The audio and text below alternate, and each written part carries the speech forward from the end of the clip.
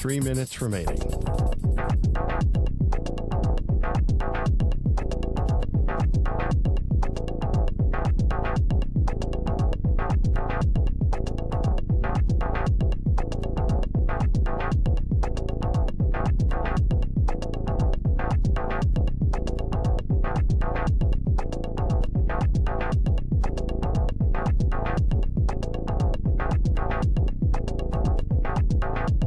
Two minutes, 30 seconds remaining.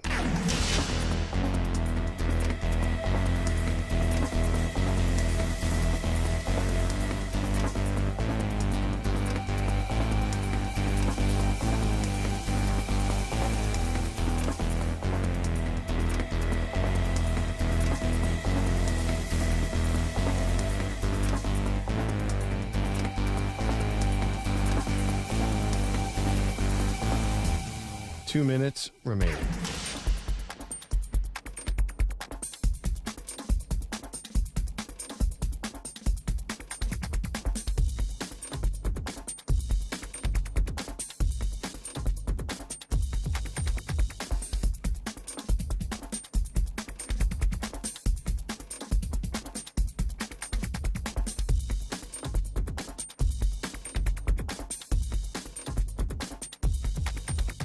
One minute, 30 seconds remaining.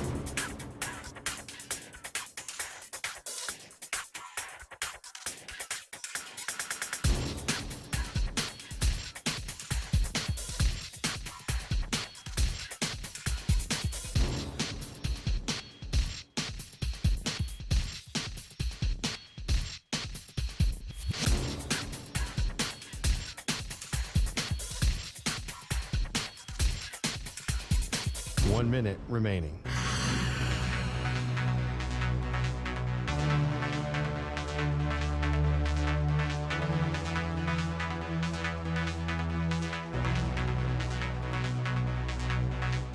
Forty-five seconds remaining.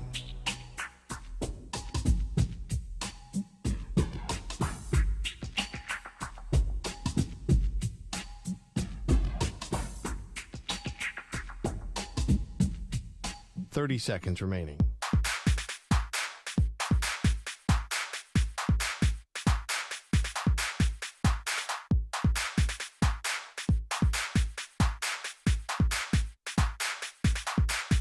Fifteen seconds.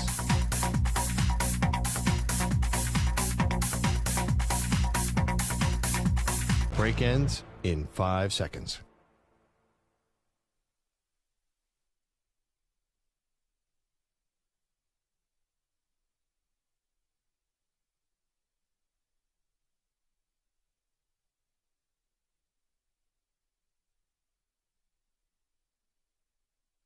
To infinity and beyond. He's live. He's nationwide. This is the Zach Gelb Show.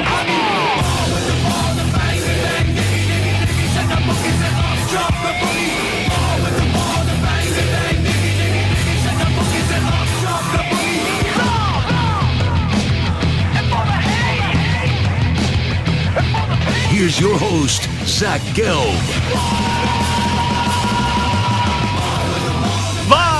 From the palatial yet not overly ostentatious studios of the Infinity Sports Network here in beautiful New York City, sitting on top of the 10th floor, 345 Hudson Street. Welcome on in to what is a Tuesday edition of the Zach Gelb Show across all the great local Infinity Sports Network affiliates, Sirius XM, Channel 158, the free Odyssey app, and of course, streaming live on YouTube. 855-212-4227 is the number to jump on in. That's 855-212-4227. 4227. You could always get at me on Instagram, where I'm straight flexing, or via the good old cesspool of Twitter X at Zach Gelb. That is ZACHGELB.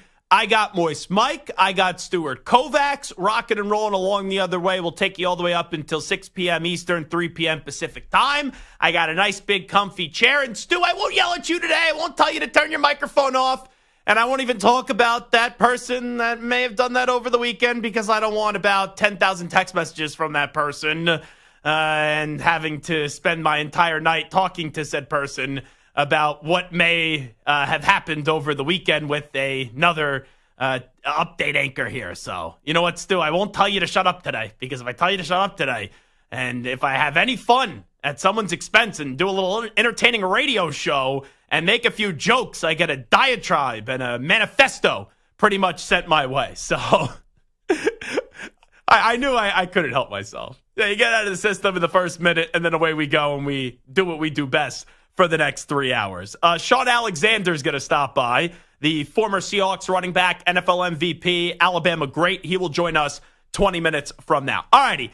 Let's get to tonight's penultimate college football playoff rankings. So, yeah, this one, and then you got the whole big one coming up on Sunday at, I believe, 12 p.m. Eastern time, the final installment of it.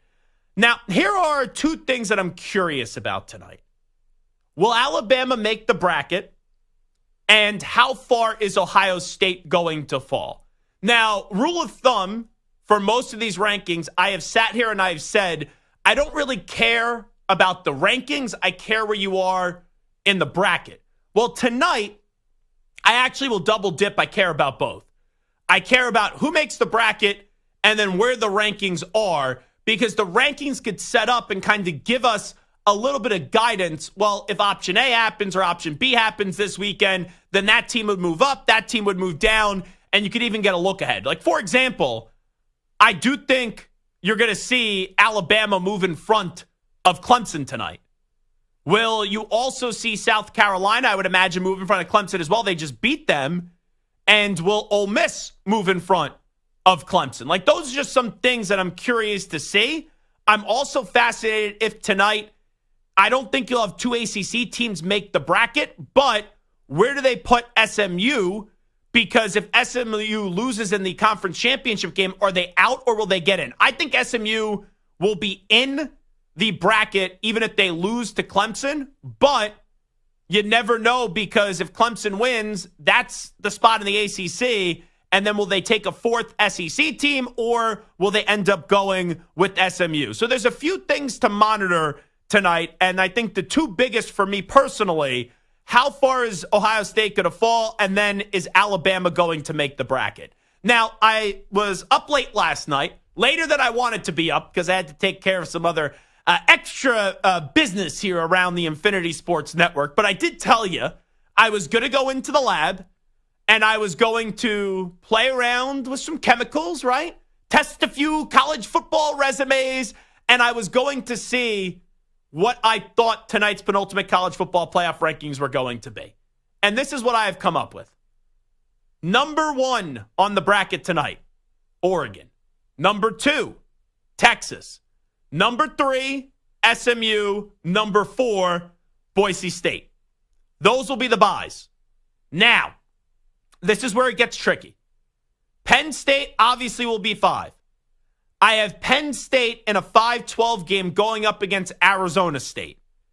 I will be curious tonight if the Big 12 could move up a little bit past the 12 spot, because if they do, the Big 12's only getting one spot. Is there a way that they could jump into bye territory? I would think the only way the Big 12 is going to get a bye is if Boise State loses to UNLV and then Boise State is out. So for tonight, I think we will see Penn State up against Arizona State in the 5-12 matchup. That game would be played at Happy Valley. When we get to the 6-11 matchup, Notre Dame, their stock is rising. Their stock is booming. It is better to lose early rather than later in the regular season in college football. No one even mentions NIU in a negative way anymore because Notre Dame hasn't lost the game since. They have 2 good running backs. Riley Leonard has improved, and they may have the best defensive player in the country in Xavier Watts, who, by the way, is scheduled to join us on the program tomorrow. So Notre Dame in at 6. I was curious if Bama would make the bracket tonight. I think they will. I saw that Alabama, as of this morning, was laying 200, minus 200 to make the college football playoff. I think the committee is going to do everything in their power to get Alabama in. And when I see Alabama, minus 200 as a 200 favorite to make the college football playoff, that tells me more than just, Alabama's getting in. You try to think, how are they going to get in? And once again, that could be if Alabama is minus 200. The committee's very confident that SMU is going to be Clemson because then Clemson is out. Or maybe just Vegas thinks, hey, the ACC is only going to get one team in. But I think if you're seeing Alabama at minus 200, that also then tells me that the committee ultimately believes, or not the committee, Vegas ultimately believes that SMU is going to beat Clemson. Because if Clemson wins, then I still think SMU is going to get in, then Alabama would be out. So 6-11 tonight, Notre Dame, Alabama, that would be the matchup. 7-10, I got Georgia 7, Indiana 10. And then I have Ohio State falling to 8, and they'd be going up against Tennessee 9. So to give you that one more time, on the bracket tonight, this is what I think is going to go down. Oregon 1, Texas 2, SMU 3, Boise State 4, Penn State 5, Notre Dame 6, Georgia 7, Ohio State 8, Tennessee 9, Indiana 10, Alabama 11, Arizona State 12 in terms of where they're going to be seated on the bracket. Ohio State up against Tennessee, Penn State up against Arizona State, Georgia up against Indiana, and Notre Dame up against Alabama. However, when we take a look ahead at the final rankings, Ohio State, to me, is still going to be fascinating because we know they have 2 losses on their resume. Oregon, which is a good loss. Michigan, which is a bad loss. But I'm going to be curious to see the result of the Big Ten championship game. Because if Oregon wins the Big Ten championship game, Ohio State is going to significantly move back up. If Georgia wins the SEC championship game, Georgia's going to significantly move back up into a bye spot. But if Georgia loses to Texas, Georgia's going to fall a little bit from that 7th spot. And if Oregon loses to Penn State, then Oregon will fall, but I still think they will be in front of Ohio State. But if Penn State goes down, that's where Ohio State's really going to rise. And quite frankly, I think if you're not having a bye, you're going to want to be 5 or 6. And that 5 and 6 spot on the bracket is massive. Because if it goes the way that these things have been projected to go, now 6 could get a little tricky if Alabama gets in. Your preference would be to be the 5 here. And the 5 actually may have the best seed on the bracket. No disrespect to Boise State. I don't think there's any member of the national media that shows Boise State more respect than me. And hey, they almost beat Oregon. But if you're like a school like Penn State and you're able to stick that landing at 5, or Notre Dame, you move up to 5, you're getting the winner of the Big 12. And I understand, hey, Dillingham has those guys rolling right now if it is Arizona State, and if you don't see Iowa State pull off the upset. But then the winner of that gets the 4th seed. And in the 6-11 matchup, I do kind of feel like Bama, when you get the final rankings on Sunday, is going to be there at 11. You know, is there a chance? Like, could the Big 12 tonight, here's something also to ponder. Could the Big 12 tonight be 11, and could Alabama be 12? You know, if I'm looking at this bracket, if there's one thing that maybe I would get wrong, it could be Alabama being 12 tonight and Arizona State being 11. But if, let's say, Alabama at the end is 11, if you're the 6th seed, yeah, it's a tough matchup, but Alabama has been hot and cold. There's some weeks Jalen Milroe, he looks like he's Cam Newton, for crying out loud. And then there's other weeks he looks like he's a 4th-string quarterback. But if you get Alabama on a cold night, then you advance and you get the winner of the ACC. And SMU is a good team. You know, Clemson, if they win the conference, are they going to get a bye? Like, these are all things that you got to look out for. But in all likelihood, the ACC winner, I would probably say, is going to be the 3. Because the Big Ten is going to be the 1. If it's Oregon or Penn State, the SEC winner, they would be the 2. Because Georgia didn't lose to Georgia Tech. So even if they would be the 2. And then 3, 4, I think it's ACC 3. And then 4 is going to be the non-Power 4 conference champ. And then we'll see where the Big 12 ends up going from seeds 5 to 12. But those are the things I'm looking for tonight. And the 2 that I'm most fascinated by is after Ohio State for the last few weeks has been nailed into that 5th spot. And then they lost, how far are they going to fall? And I have Penn State moving up, Notre Dame moving on up, and then Georgia moving on up, and then you will place Ohio State. I do think Ohio State is still going to edge out Tennessee because, you know, Tennessee has 2 losses on the season, and you look at the Ohio State losses, they both have a bad loss. I just think Ohio State has the better loss right now because it's up against Oregon compared to Tennessee's being up against Georgia. So that falling of Ohio State, they will still have a home playoff game, but how much are they going to be able to move up from now until the end of the conference championship weekend? And the big talking point tonight, I think, on this show, when you have ESPN at, I think it's from 7 to 7:30 is when they're projecting the rankings to be released for tonight. The reaction when Alabama makes the bracket, which I'm convinced it's going to happen, there's going to be a lot to come out of that. Number one, only 3-loss team currently on the bracket is going to be something. Number two, why are they in front of Ole Miss or South Carolina is going to be talked about. And I also do believe, the talk of the ACC, which we told you about 2-3 weeks ago, when it started to become clear there was a chance 2 ACC teams could get in, you are going to have people that are going to say, what are you judging on? And that's the vagueness of this and the ambiguity of this is, yes, if Alabama was to take the field up against Clemson, or if Alabama's take the field up against SMU, you could craft the argument on why Alabama would be a favorite in that game. But the games have to matter to some extent. And I get it, the SEC is a tougher conference than the ACC, but SMU only has 1 loss. You look at Clemson, obviously, they have 3 losses, but the only road Clemson has to make the playoff, because if you win your conference championship, you're guaranteed a spot, is if they win the conference championship, because then Clemson would be out of the conversation. So those are some things to monitor tonight, but I'll put Alabama 11th on my bracket tonight, and I will also put Ohio State in at 8, and those, to me, are the 2 fascinating teams, the 2 big brands, as they have had some vulnerabilities this year. Ohio State at the end of the year losing to Michigan, and now not going to the Big Ten championship game after we thought we were going to see round 2 of Oregon-Ohio State.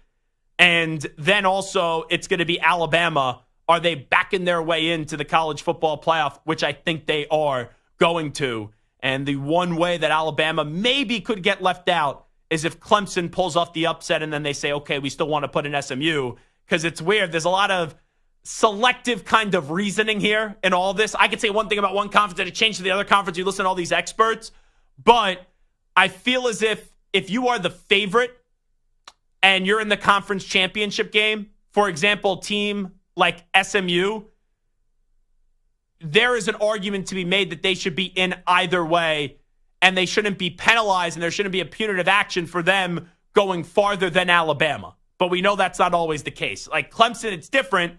They already had 3 losses. There's not a way to craft an argument on why they should get in if they lose this, because that would be their 4th loss. But a program like SMU, and even if Georgia, were to lose and then get 3 losses, even though they're not the favorite up against Texas, and that's where it could contradict a little bit, I don't think there's a way that Georgia is going to get left out. So here's what we know for sure. Oregon's in either way. Texas is in either way. Georgia, Indiana, Ohio State, Tennessee, Notre Dame in either way. Penn State in either way. There will be a big spot. There will be a spot for the ACC. There will be a spot for the Big 12. And there's going to be a spot for the non-power conference champ. That last spot, even though it may not be 12 on the seed line, it's coming down to probably either Alabama or a 4th SEC team, whoever that may be, if you want South Carolina, if you want Ole Miss, or is it going to be a 2nd ACC team? That's the way that I kind of look at it. All right, this is Zach Gelb Show on the Infinity Sports Network. We'll take a time out. We'll come on back. We'll talk some Seahawks, as they're doing a nice job of that NFC West. We'll also get an opinion on Russell Wilson right now with the Pittsburgh Steelers. We will chat a little Alabama and also the return of the back. And I'm talking about the running back in the NFL with Saquon Barkley and also Derrick Henry and their dominance. Shaun Alexander, the former NFL MVP, Seahawks legend, is going to join us when we come on back in 5 minutes. You're in a 5-minute break.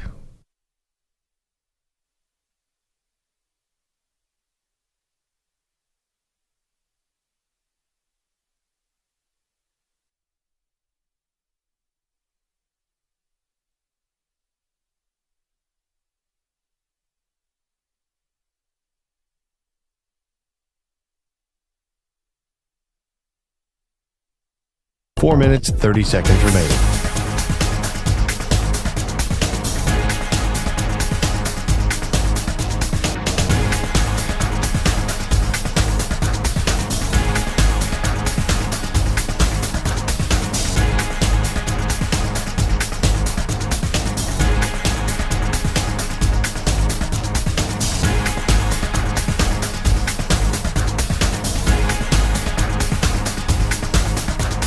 4 minutes remaining.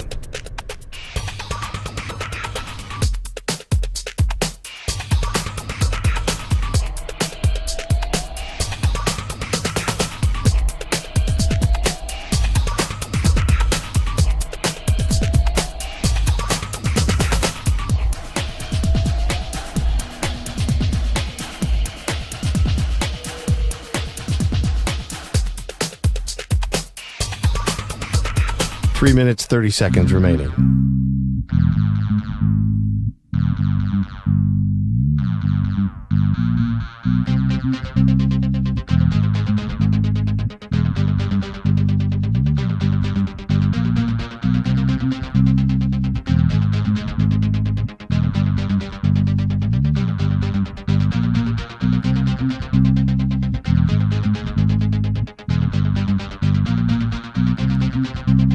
Three minutes remaining.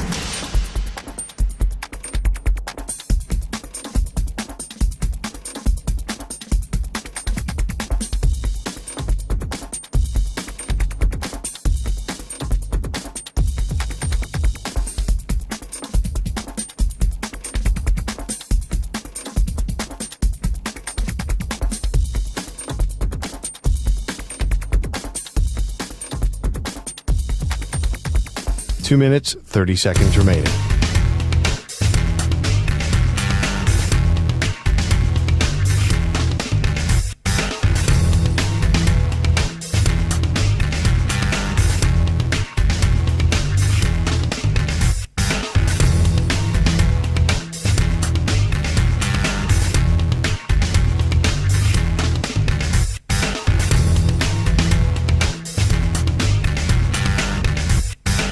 Two minutes remaining.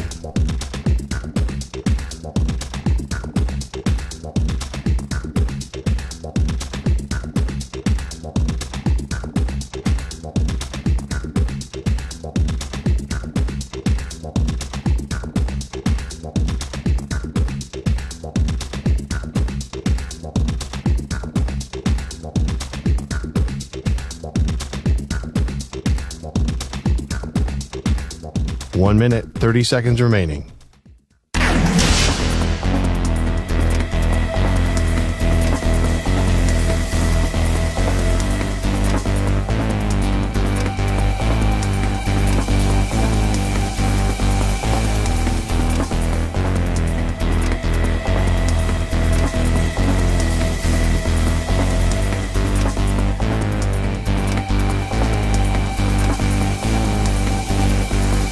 One minute remaining.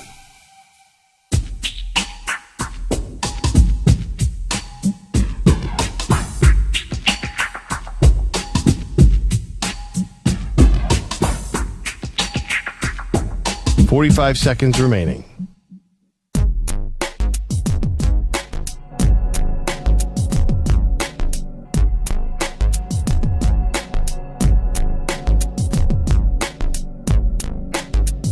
Thirty seconds remaining.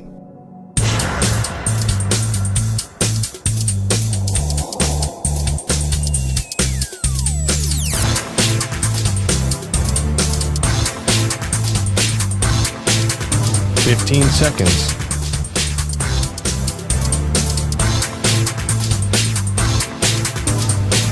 Break ends in 5 seconds.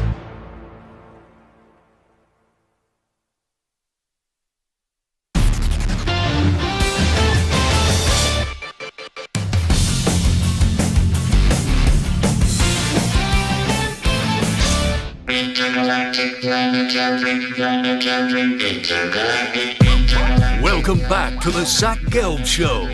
Alrighty, Zach Gelb Show, Infinity Sports Network. Every time I bring on my next guest, I say that he should be in the Pro Football Hall of Fame, and I'm very mad that that has not happened yet. That is the former NFL MVP. Shaun Alexander is doing a great job right now with My Cause, My Cleats with the Stand Together Foundation, and also has his own award named after him, the Shaun Alexander Award, which we'll get to in just a bit. Shaun, Thanksgiving good? How you been? Man, how you doing, brother? Things going well? Yeah, I can't complain. How many kids do you have? Once again, you have like 11 or 12 kids, right? 12, 9 girls, 3 boys, no twins, lots of hard work. How the heck do you guys do Thanksgiving? It's wild, and one of my closest friends, they have 7. Huh. And so people always say, "Oh, hey, are y'all all gonna come over? Y'all gonna do it at y'all house?" And I'm like, look, we start off with at 7, they're 9, we're at 14. So we already start off with 20, 23 people right out the gate, So it's wild. Makes it easy for a flag football game. You got enough numbers, right? For sure. No, that definitely does happen. It's funny you say that, but yeah, no, they'll hit the yard and they're all in, girls and boys. It's intense. When was the last time you played football? Just wondering. Like, did you play some flag football these days? Are you running around smoking people? You know what? I probably played maybe 4 years ago at one of our friends' house. They own a bed and breakfast, and they have a bunch of people come over to play. And I jumped out there and played with them. And for a minute there, I wanted to be old me and and kind of give people all the business. And I could tell like, ooh, I'm going to be really sore tomorrow. And we're playing flag, but I'm not going to let anybody know. And so I after the first couple of runs, I was like, oh, I'm just going to have to take it easy on y'all. But really, I felt like things was tightening up. So it was great. Love it. Shaun Alexander here with us. I know you're still very close with Russell Wilson. It looked like his career was pretty much over with the way that it has played out the last 2 years. And now he's had this resurgence with the Pittsburgh Steelers after missing the first few weeks of the season. Just how about what your buddy Russ has been doing with the terrible towels now? So proud of him. He's been unwavering about his best days were not just over. You know what I mean? That he still had a couple more shots a couple more bullets in the gun, and so proud of him. His resilience has been amazing. His mindset was really, really just awesome that he was going to go do it again. And football, as physical as it is, it's still really mental. And I feel like in Denver, they just didn't set the stage for anybody to really believe in him from the first game of the season against the Seahawks, them trying to kick a 60-yarder to win when we seen him in that stadium drive the ball down in minutes to win the game and do it. And so that just set up very bad thing. And then, new coach comes in and they just didn't get along. And that just is what it is. But, Coach Payton has the kind of guy that he wants. He's always been like that. And if he gets the guy, he does well. So, he's got Bo Nix now. They're looking like a good football team. Russell's with a coach that really believes in him, which you see what he does when he has that kind of coach. So it's they both found the right fits. Let me get to your former football team, the Seattle Seahawks. They've surprised a lot of people. You knew they had talent. You knew they'd be right around 500. You can't go 500 anymore if you tie, but you get what I'm saying. But there was some uncertainty this year with the new coach coming on in, McDonald over from the Ravens. And right now, with the way the 49ers have fallen, they're on top of that division. What are you thinking? Like, how far can the Seahawks go this year, in your opinion? Seattle's always had this thing as well. I would say from the time I got there, Seattle, before I got there, was a couple of superstars, quarterback that's a little bit better than normal, maybe one offensive guy, but they want to run the ball and play defense.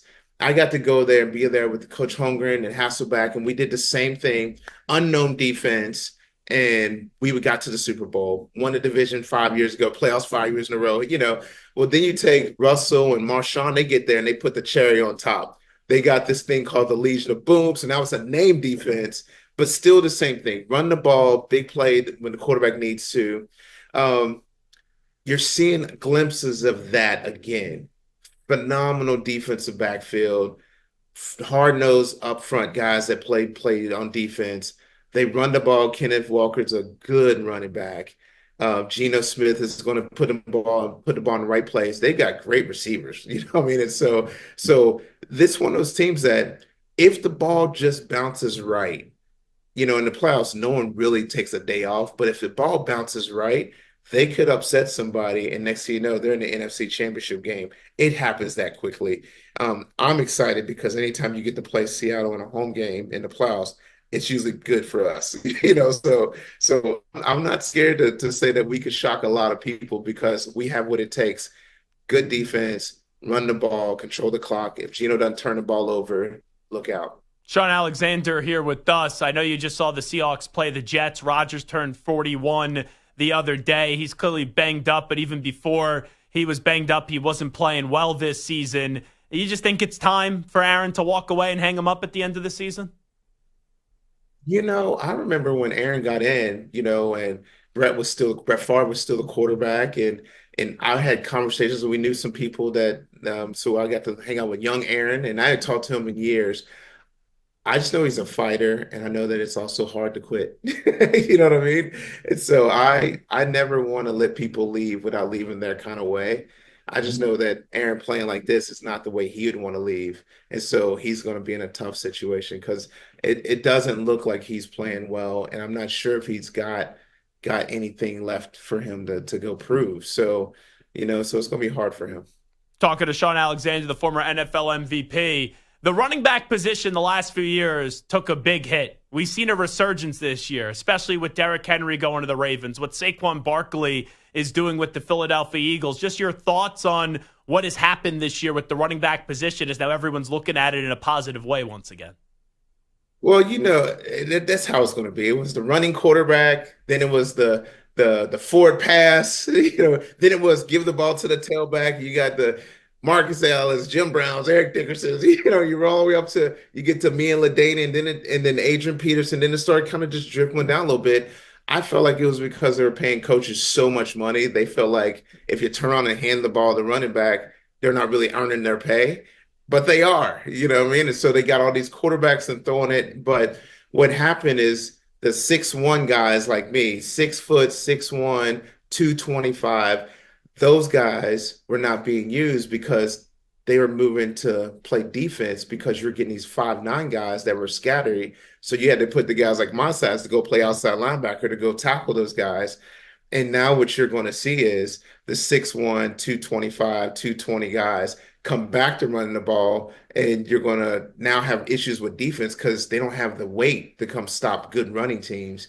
And you're going to see it come back and forth. So teams are going to go back and forth with this, but it's just great football. And I know you won an MVP, Shaun Alexander. The last non-quarterback to win the MVP or running back to win the MVP was Adrian Peterson back in 2012. I think Josh Allen's going to win the MVP because it's become a quarterback award and there's a case to be made, but do you feel as if it should go to Saquon Barkley? I mean, Saquon's on pace to be have the best running back season ever. That's Eric Dickerson. I mean, if you do that, you deserve it, And so I just think that the running back position is so hard to be great in. You know what I mean? Like, so you can be good and people can say, hey, get 3 yards, move the chains, and it just be a job.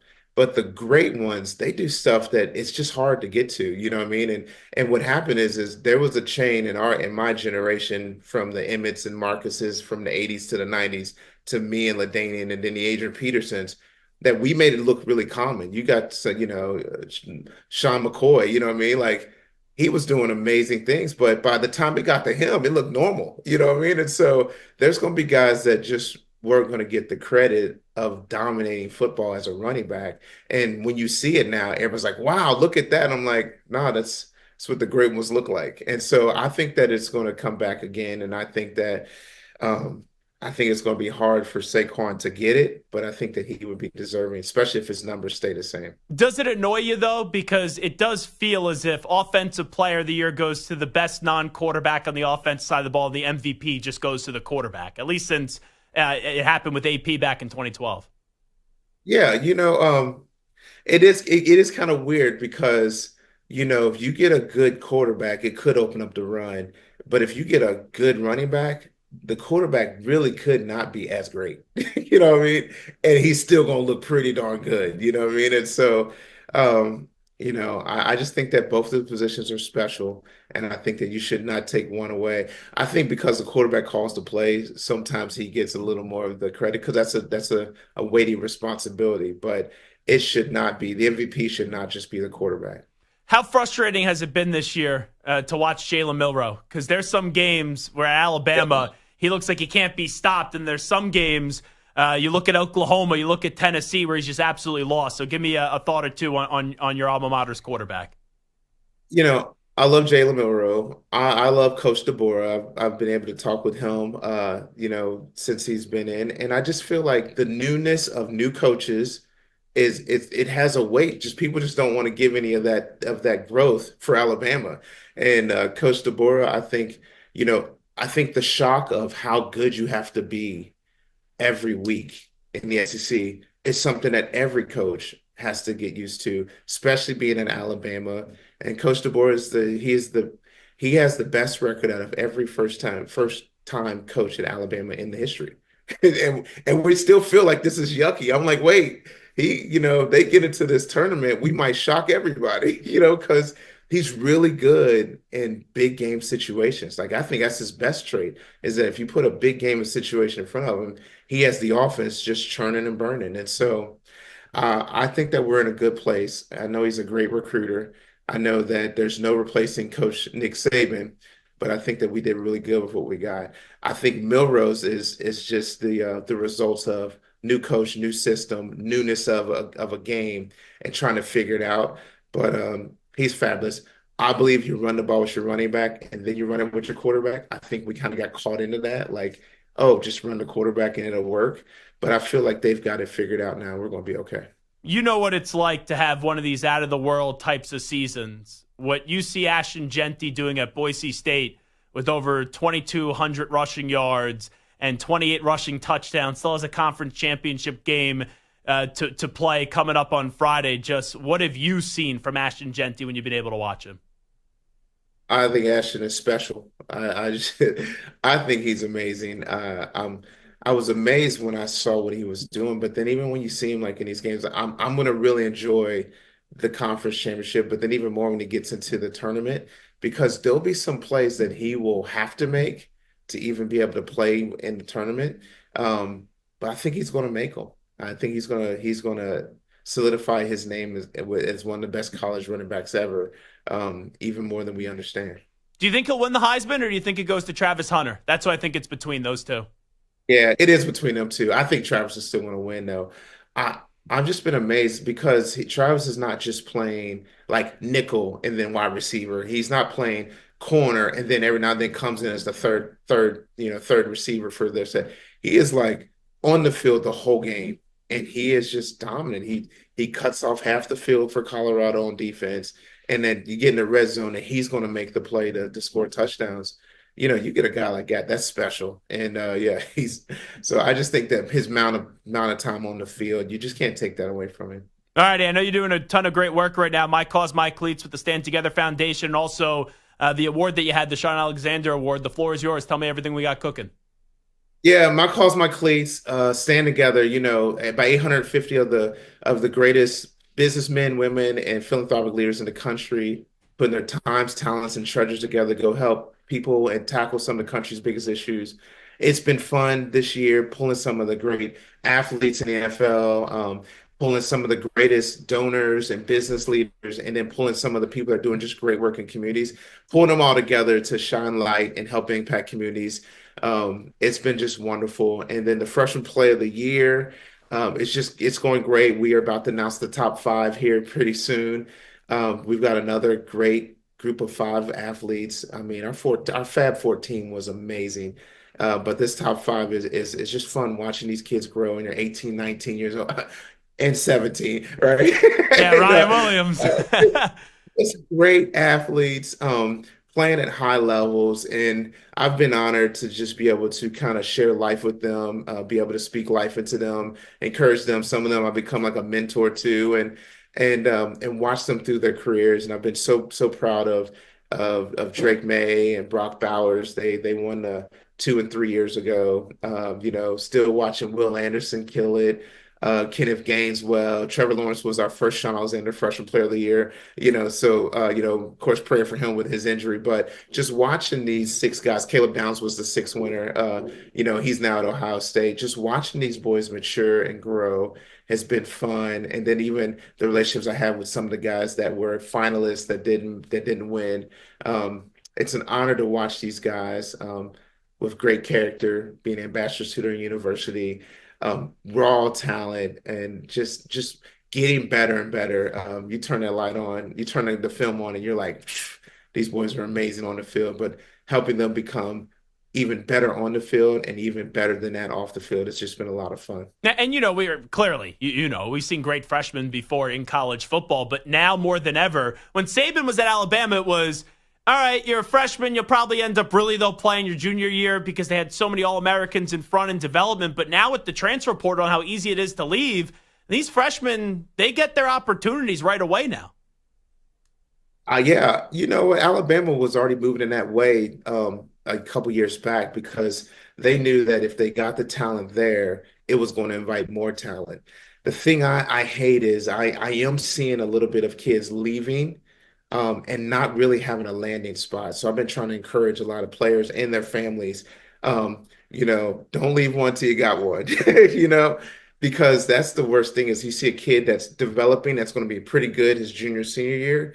He leaves after his freshman year. He's not quite there yet as a sophomore, and no one takes a shot on him, and he ends up, not being anywhere. So I don't really love the transfer portal. I love NIL, Sure. but don't really love the transfer portal because I'm seeing more kids that they're not talking about lose everything instead of going to another team and going, well, when you hear the stories that are great, then they're just great. But that's far and few compared to the ones that don't end up being great. He's a man that should be in the Pro Football Hall of Fame. I hope one day we could refer to him as a Pro Football Hall of Famer. He's the great Shaun Alexander. Shaun, always great to catch up. Thanks for doing it. Zach, no doubt, man. One day, man. One day. You know what I mean? I got my fingers crossed. I hope so. There he is, Shaun Alexander, joining us on the show. Once again, make sure you check out all the great work that he does with the Shaun Alexander Award and also My Cause, My Cleats with the Stand Together Foundation. All righty, we will take a timeout. When we come on back, it is a Tuesday. We'll keep it moving. We got superstar shout-outs to get to, an NFL player, an NFL coach, a college football player, and a college coach that we'll get to when we come on back in a few moments. Update time first. Here is the Act Man, Rich Ackerman. Infinity Sports Network Sports Flash. And it's sponsored by Progressive Insurance. Protect your family, your phone, and your furry friends with life, electronic device, and pet health insurance. The Texans will be without linebacker Azeez Al-Shaair for the next 3 games. He was suspended by the NFL for his late hit on Trevor Lawrence. The Jaguars quarterback went into a slide but was hit in the head by a forearm and suffered a concussion. Something will have to give in Dallas tonight where the Mavericks host the Grizzlies. The Mavs have won their last 3 at home. Memphis has won its last 6 overall. Head coach Taylor Jenkins said this has been their best stretch of the season so far. The vibe's good for sure. I mean, everyone acknowledges, the wins that have been, accruing, but I think they are very mindful of why it's accruing. We're winning in a lot of different ways. We have different guys stepping up every different night. We're getting contributions up and down the lineup. The Magic are coming off their 15th win and their 6th in a row and will try to extend the streak at Madison Square Garden. The Bucks also riding a 6-game winning streak. To move back over the 500 mark, they will face the Pistons. College action, 3rd-ranked Tennessee looks to improve to 8-0. The Vols meet Syracuse in the SEC ACC Challenge, while number 4 Kentucky takes on Clemson. The Red Sox add some bullpen depth, signing 36-year-old Aroldis Chapman to a 1-year deal. I'm Rich Ackerman. The Infinity Sports Network is on your smart speaker. All you have to say is play Infinity Sports Network.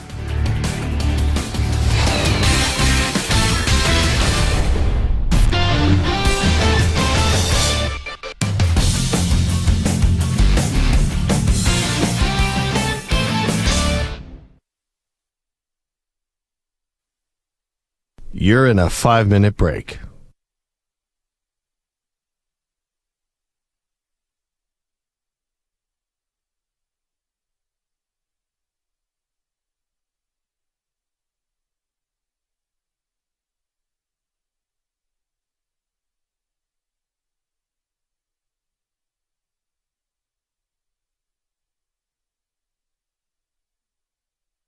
Four minutes, 30 seconds remaining.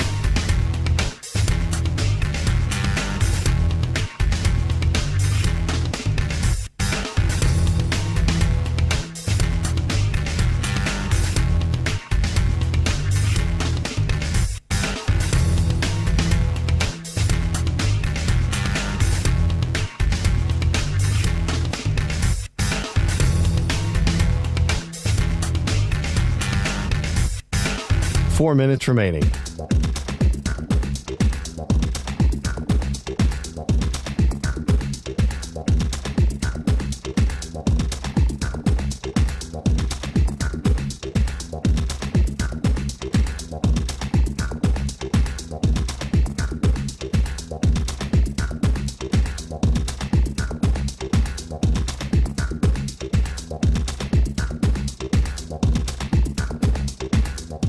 3 minutes, 30 seconds remaining.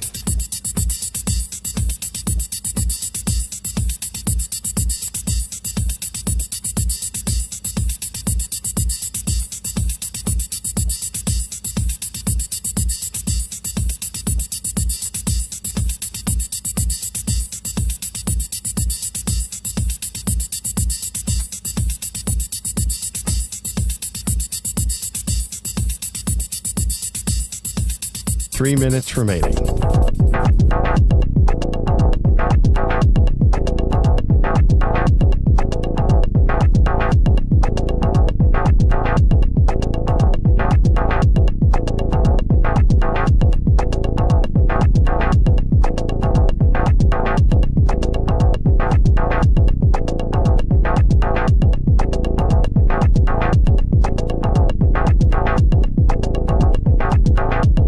Two minutes, 30 seconds remaining.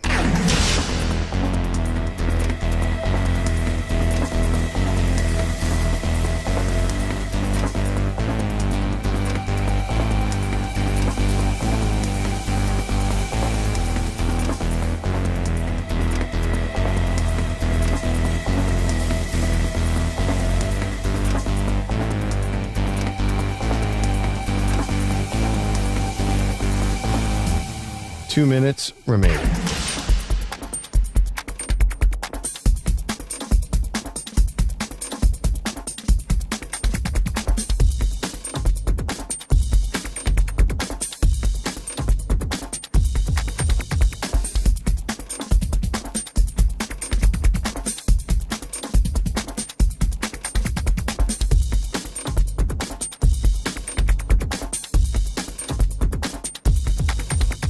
One minute, 30 seconds remaining.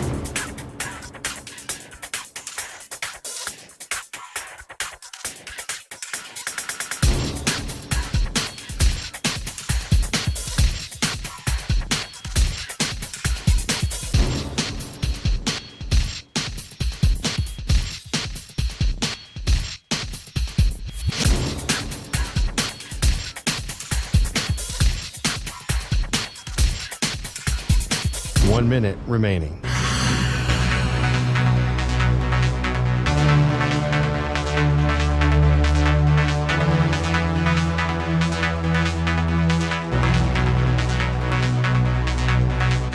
Forty-five seconds remaining.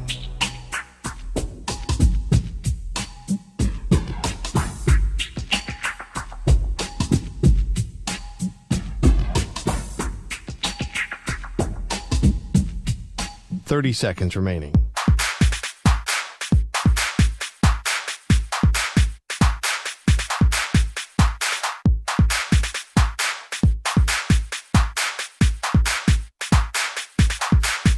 Fifteen seconds.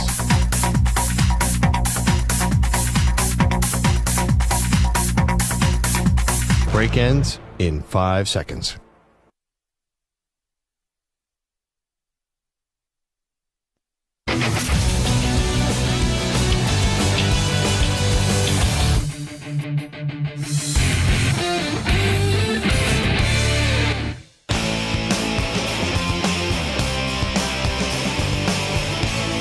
You're listening to the Zach Gelb Show on the Infinity Sports Network. Yo, yo! It's the Zach Gelb Show. The Defensive Player of the Week is sponsored by the Navy Federal Credit Union, who proudly serves the Armed Forces, DoD, veterans, and their families. Their members are the mission.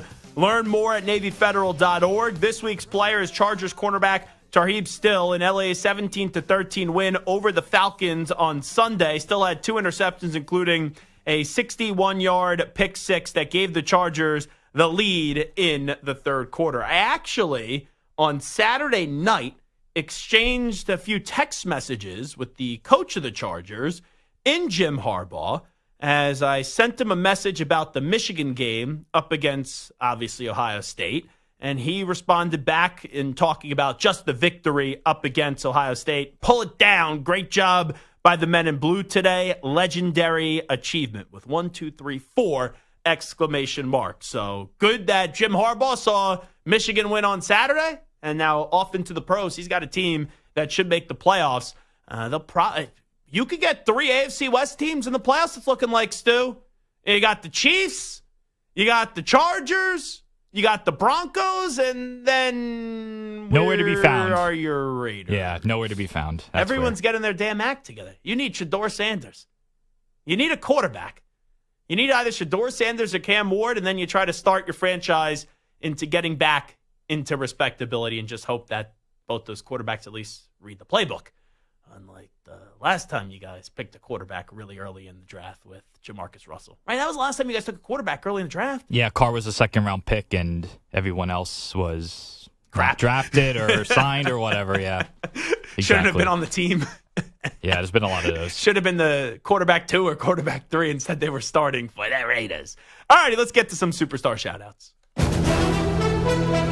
Another week in the books. Who stood out on the gridiron? We give you our superstar shout-outs right here on the Zach Gelb Show.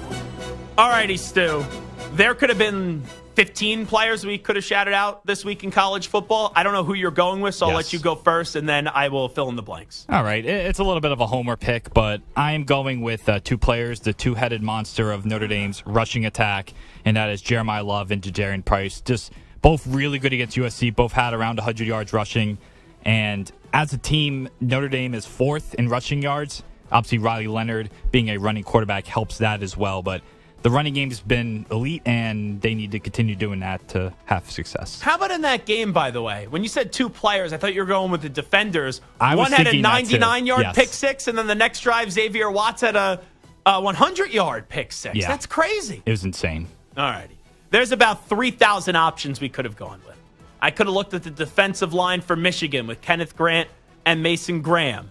I could have maybe said, all right, Shedeur Sanders and Travis Hunter. I could have looked at Jalen Milroe. I could have looked at Ashton Genty. I could have looked at the wheels of one Arch Manning. There was a lot, and I mean a lot of options. Kyle McCord. A lot of guys I could have picked from. Sampson, the Tennessee running back as well. Dylan Sampson, he's been unbelievable. Curtis Rourke had a big game, 6 touchdowns up against Purdue. But the player I'm going to go with was a man who was a walk-on at Georgia. And he wasn't a preferred walk-on. He showed up, said, Kirby Smart, I want to walk on to the football team. Kirby said, sure. And look what he's done so far. That's the linebacker in Dan Jackson. And what he did this weekend, when Haynes King probably was going to be a superstar shout-out with what he did, rushing the football and then throwing the ball, 110 rushing yards on the ground, 3 rushing touchdowns, 303 passing yards, and 2 passing touchdowns. But that game changed when Dan Jackson popped out that football, and then I think it was in the 6th overtime, he was able to sack Haynes King. So a man that was a walk-on and a no-name a few years ago, Dan Jackson, all he does is win, and all he does is make big plays for Georgia. Okay, Stu, I'll continue to let you go first. Give me your college football coach. All right. In the big game, there are 2 coaches. Yeah. One coach looked totally lost, and that was Ryan Day. And Loser. The other coach, Sharon Moore, he just looked composed. Obviously, 7-5 isn't a great season by any stretch, but you beat Ohio State. That matters so much. I just think for them, that's a big building block, and obviously they'll be back in the next year or two to being one of those elite programs again. And also give a shout-out to Wink Martindale. Leaving the Giants is the best thing for his career. Look what he's done with the Michigan Wolverines. All right, my shout-out. I love this guy. I knew him when he was at Temple on the coaching staff. We used to have a lot of long talks. He's just an entertaining dude. You knew one day that he was going to become a head coach, and that's Fran Brown at Syracuse. They're 9-3, wonderful season for Syracuse. They were down 21 points to Miami. They came on back and they won the game 42-38. To see the way that he's empowered, Kyle McCord's been really cool. Got a good coaching staff with Elijah Robinson, Jeff Nixon. But all the credit in the world to Fran Brown, who you hear from later, because he gave an audio gem to the legendary Jim Rome, the franchise, when he was on Jim's program the other day. So we'll play that later, but Fran Brown right now gets a shout-out. All righty, Stu, take us to your NFL player. All right, my NFL player is Bucs running back Bucky Irving. He had 152 yards on 25 carries and a touchdown in the Bucs win over the Panthers on Sunday. And among rookie running backs, he's first in rushing yards, rushing touchdowns, receptions, receiving yards, and yards per carry. A really good rookie year for him. And now we're becoming a Jim Rome infomercial. I know, because he was on with Romy today. So there you go. Russell Wilson, my shout-out this week. 29 of 38 for 414 yards, 3 touchdowns, and a pick. Steelers, 9-3. 9-3 after they put up a ton of points, 44-38 over the dreadful, pathetic, lethargic, terrible defensive football team in the Cincinnati Bengals, who are offensive. When you look at their defense, it's offensive with them sitting at a 4-8 record. But Russell Wilson gets my shout out for this week. All right, Coach, let's go. My NFL coach is Kevin O'Connell of the 10-2 Minnesota Vikings. I don't think there's ever been a 10-2 team that's been talked about or respected less than the Vikings, but they have had a great season with Sam Darnold at quarterback, and they continue to get wins. Another comeback win against the Cardinals on Sunday. I got to give it up. I told you that Tarheeb Still had that interception and that pick six. I'm taking a look right now at this Chargers defense. I'm going to coordinator. Stu did it last week. I'll do it this week. Jesse Minter, first-time coordinator in the NFL. They have the fewest amount of points allowed in the NFL. I think it's like 15 or 16 points per game for this Chargers defense. It has been unbelievable to watch. And Jesse Minter was one of those guys that he was coming over from Harbaugh's staff, and you're going to see what was going to happen. He has been an absolute home run as the defensive coordinator, and it would not surprise me if he gets a head coaching job this year. He may be still a year away, but when your defense is only allowing 15.7 points per game to be exact, and you also have Jim Harbaugh, who's going to be hyping you up, right? Who's got it better than us? Nobody.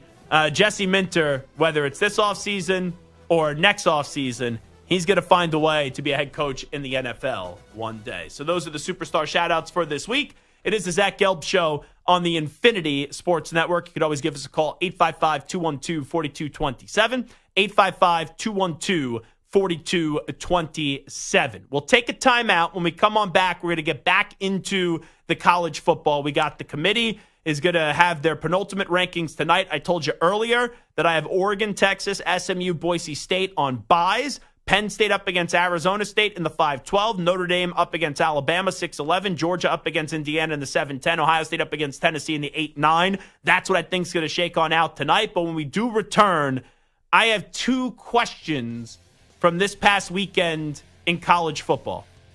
One has to do with Ohio State, and the other has to do with the future of the Notre Dame Fighting Irish, which we may become Notre Dame Fighting Irish fans on this show.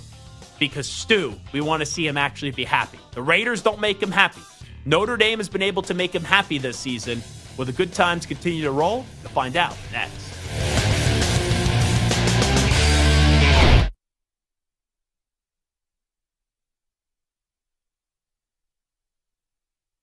You're in a 5-minute break.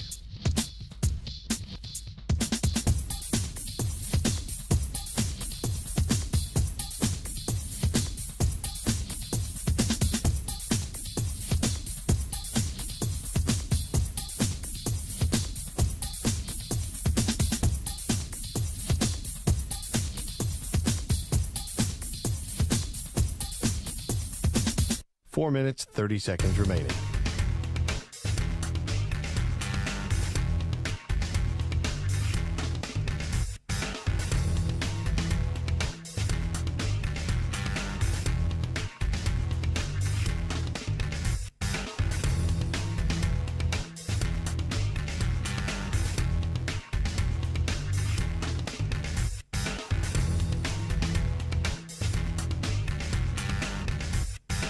Four minutes remaining.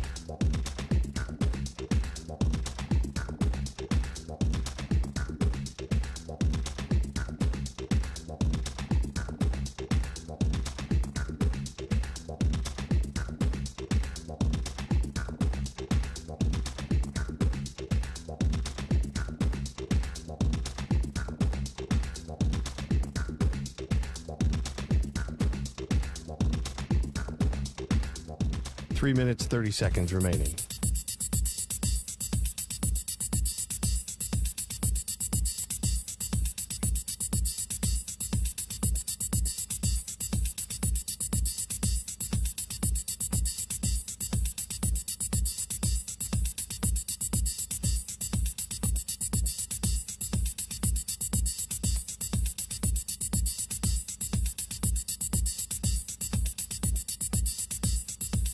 Three minutes remaining.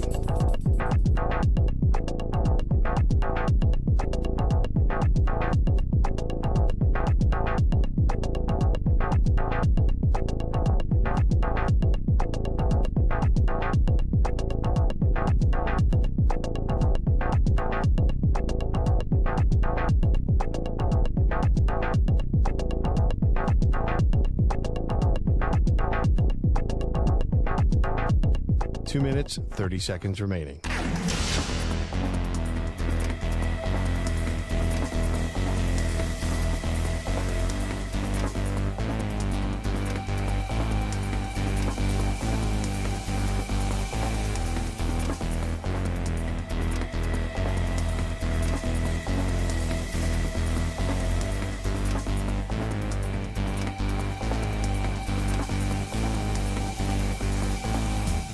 Two minutes remaining.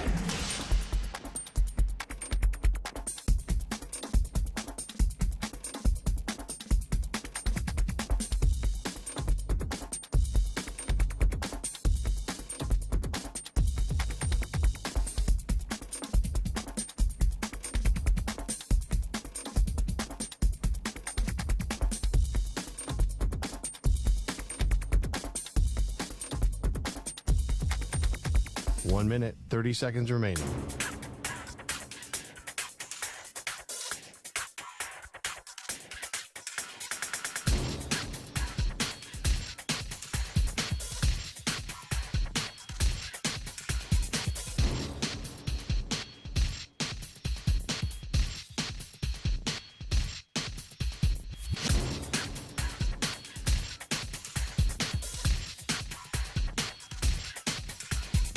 One minute remaining.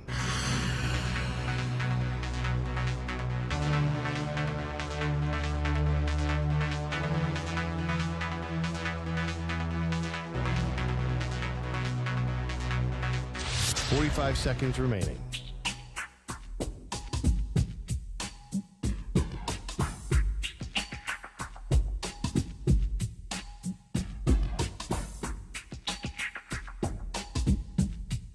Thirty seconds remaining.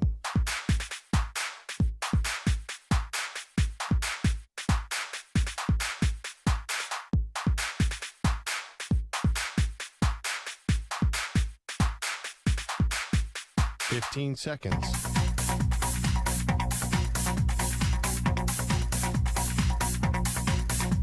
Break ends in 5 seconds.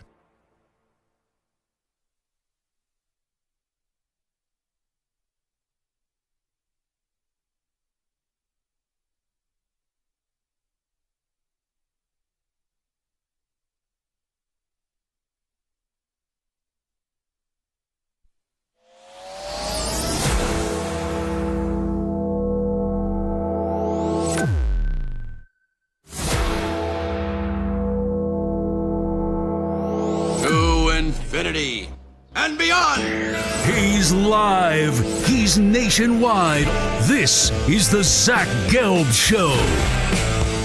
So we were just talking about the Raiders and how obviously the Chiefs have Andy Reid and Patrick Mahomes. The Los Angeles Chargers have Jim Harbaugh and Justin Herbert. The Denver Broncos, which I'll give them credit, I thought Sean Payton was going to be a disaster this year. I thought they were going to be a bottom 5 team, and I wasn't a believer. But now I am believing in Bo Nix, who's not looking like Bo Pix. He's looking like the Oregon quarterback, not the way that he did look when he was at Auburn. And the last 2 years at Oregon was phenomenal. I just thought he was more of a college quarterback than a pro quarterback. But those 3 teams, the Chiefs are the standard, even though they've been vulnerable this year, but they only have 1 loss. The Chargers, it still feels as if they're a year behind, but they're going to be in the postseason, and they got to get more skill position players around Herbert, and I like Ladd McConkey. Let me tell you what, that Ladd McConkey. And then the Broncos, they still got a long ways to go, but you see what getting the right coach and the right quarterback could do for a team overnight. And then you have the Raiders, where, Stu, would you say, and I ask you this every week, Antonio Pierce, I think he's going to be back, but out of 100%, I would say 78% chance that he's going to be back. Where are you at on a number perspective? I think it's 55-45 that he's back. That close? I do. It's almost a flip of the coin. He's had some really, really bad, I guess it depends how you look at it. It's good if you want to tank, but he's had some really bad in-game management, coaching decisions. And then if you look at it, like, he doesn't call the offensive plays, he doesn't call the defensive plays. So what does he do? I don't. And you fired the offensive coordinator, Getsy. Baldrett and Getsy both have been fired this year. And Scott Turner's been okay, I guess. They actually moved the ball a little against the Chiefs, which was kind of nice. But I don't know. Is this getting to a point where if they finish 2-15, can you bring him back? Al Davis would have fired him after that. Mark Yes. Davis, I don't think would. But here's the thing. Right now, you basically have the number 1 overall pick. Because Jacksonville technically does have the number 1 overall pick in the NFL draft order, but you're 2. Jacksonville's not going to be taking a quarterback. Now, in theory, could someone move up? Yes. Could the Giants move up from 3 to 1? Could, the Jets move up from 6 to 1? Tennessee from 7 to 1? Sure.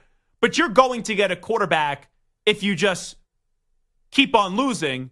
And, right, is there a game you guys could win?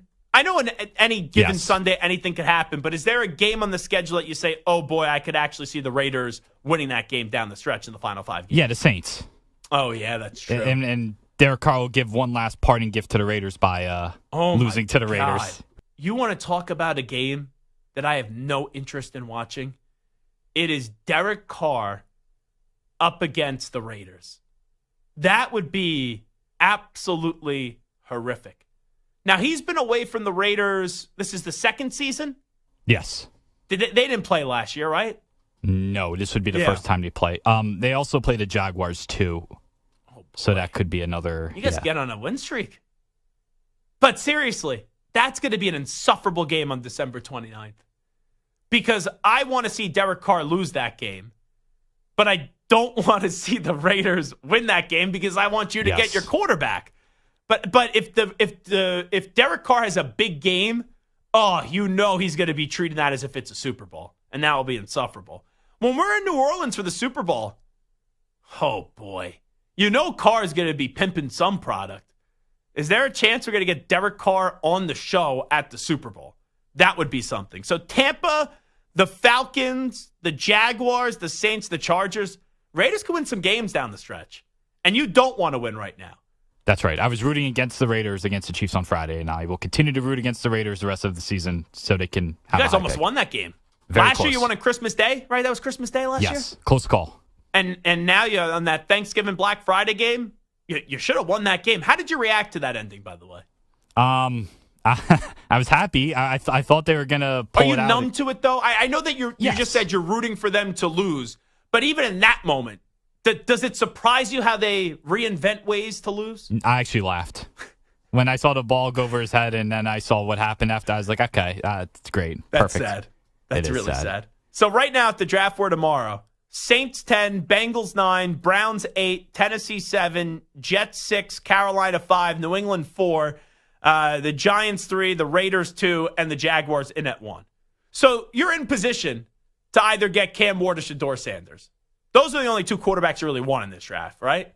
Definitely. I don't want to touch Milroe. I don't want to touch Carson Beck. I think Milroe's going back to Alabama, yeah. too. And Carson Beck, if he has a good playoff run, that draft stock can improve, but I don't feel good taking a first-round pick on him with how lost he's looked at times this year. Quinn Ewers, you're not taking him that early. To me, he's a second-round quarterback, really. So there's always going to be guys that get selected, but the 2 guys that I really feel confident are going to be top 5, top 10 picks are going to be Shedeur Sanders and Cam Ward. And I'll tell you this, too. It's nothing to do with what we're talking about, but just the draft order.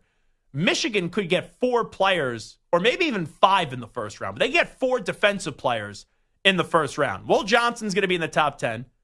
Mason Graham's going to be in the top 10. Kenneth Grant, he's going to be in the top 20. He could be in the top 15.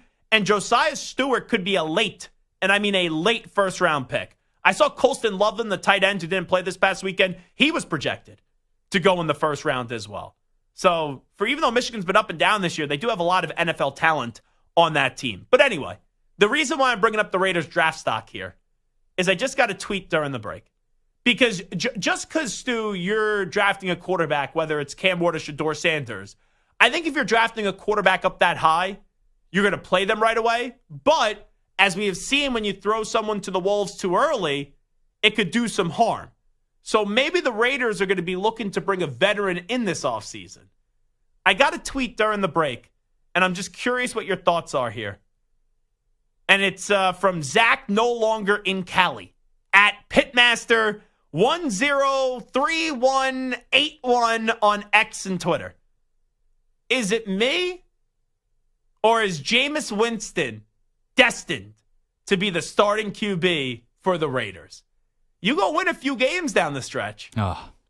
And you don't want to take a Carson Beck or Jalen Milroe if he declares, or Quinn Ewers, whoever it may be, and you start to move further back like you did last year, right? Right, yeah.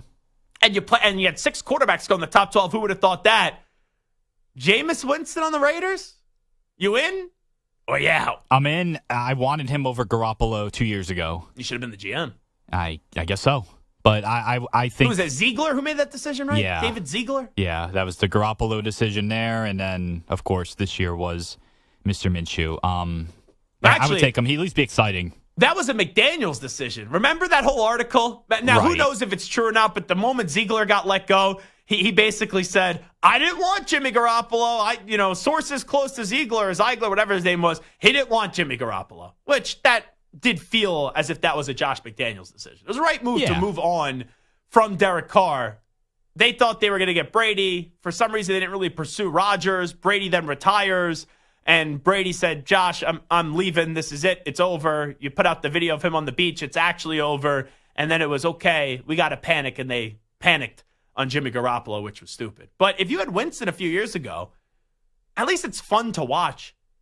He's a guy who could throw 30 touchdowns in a season. Also, since before in Tampa Bay, has thrown 30 interceptions. But even this year, instead of Minshew or Aiden O'Connell, Jameis Winston would have at least been easier on the eyes each and every NFL Sunday. That's how low the bar is for your Raiders. More fun, more entertaining, for sure. All righty, so the Raiders have you in a miserable existence. Your Devils beat the snot out of my Rangers last night, and I'm really concerned. I'm like 10 out of 10 concerned with my New York Rangers. Your Yankees blew the World Series. And your thoughts on the Lakers before I get to your college football team? What are your thoughts on the Lakers? The last few games are showing who they are. They are not a contender, and LeBron is starting to show his age a bit too. Now, Rome, I heard earlier, said he's washed. Do you think that's true? I don't think he's washed, but if you're expecting to be like a top 10 to 15 player, he's not going to be that anymore, especially every night consistently. So where you at Notre Dame? Running backs, really solid. Riley Leonard has done a complete 180 from where it was earlier in the season. Defense led by Xavier Watts, who's going to join us tomorrow. He was the Big Nerick Award winner, or Nagurski Award winner last year. Should have been a finalist again, somehow wasn't, had the big pick 6 up against USC. This is a Notre Dame team that no one remembers anymore. The Northern Illinois loss earlier in the season. They are a stone-cold lock to make the college football playoff. They beat A&M back in week 1 to open up the season. They beat Louisville this year. They crushed Navy. They crushed Army. And they did a good job up against a team that those games are always fun headed into them between USC and Notre Dame. It's not as if those are any great wins. The A&M win was good at the time, but I didn't think A&M was going to be great, and A&M ended up proving it out to be better than what we thought they were going to be. But when you look at this right now, and when you see Notre Dame, there's always going to be that question, is this just what Notre Dame has been, where they always have 10, 11 wins, and then when they go up against the elite competition in the college football playoff, or back in the BCS National Championship game when it was Manti Te'o going up against Alabama, and then they get exposed. But this year, there's been a lot of teams that have been exposed when you look even in a 12-team format in the college football playoff, where we thought there were some great teams, and a lot of those great teams have crumbled, and I don't know how many great teams there are right now. So Notre Dame, how far are you willing to go with the Fighting Irish? Because right now, they are a team nationally that they're getting a lot of words of extolment, and there's a lot of big-time praise right now, which no one thought that was going to be the case after the September 7th loss to Northern Illinois. Yeah, I mean, it depends on the matchup, right? Like if they play in Alabama or Tennessee or Georgia or someone like that in the first round, then it's going to be trouble. But if they, if Oregon beats Penn State and Texas beats Georgia, there's a chance Notre Dame could get the 5 seed. Yeah. I think there's a pretty good chance of that. And then you have a home game against either Boise State, UNLV, or the Big 12 champ. Sure. That's a very winnable game. And then if you win that game, then you play the 4 seed. Look, if you can avoid the Oregons and the Ohio States and those kind of teams as long as you can, I feel good about winning a game or two. But once they get far enough and they play a team that has a lot of talent, I think they'll get exposed. Well, here's the thing. if you had to, who are your big boy teams there that you just said? You said Ohio State and Oregon. Is there anybody else? I'm assuming you throw Georgia into that mix there still? Georgia, Texas, Alabama. I still worry about a team like Alabama. I think they're a lot more talented than Notre Dame. If I was you, I would not be afraid to go up against Ohio State. Because you just saw how up against a good defensive line and up against a team that's solid in the trenches and knows how to run the football with Kalel Mullings, that Ohio State had no answer for Mullings, and their defensive line feasted on a offensive line with the McLaughlin injury. And also you look at the way that Ohio State was trying to win the game. I think Notre Dame could beat Ohio State. I do. Especially with the way they're assuming Love is healthy, the way the two backs run, Riley Leonard, who is a mobile quarterback. I could see them beating Ohio State. I'm looking at Notre Dame right now. I'll say this. Do I expect them to get to the semifinal? No. But I do think they can get to the semifinal.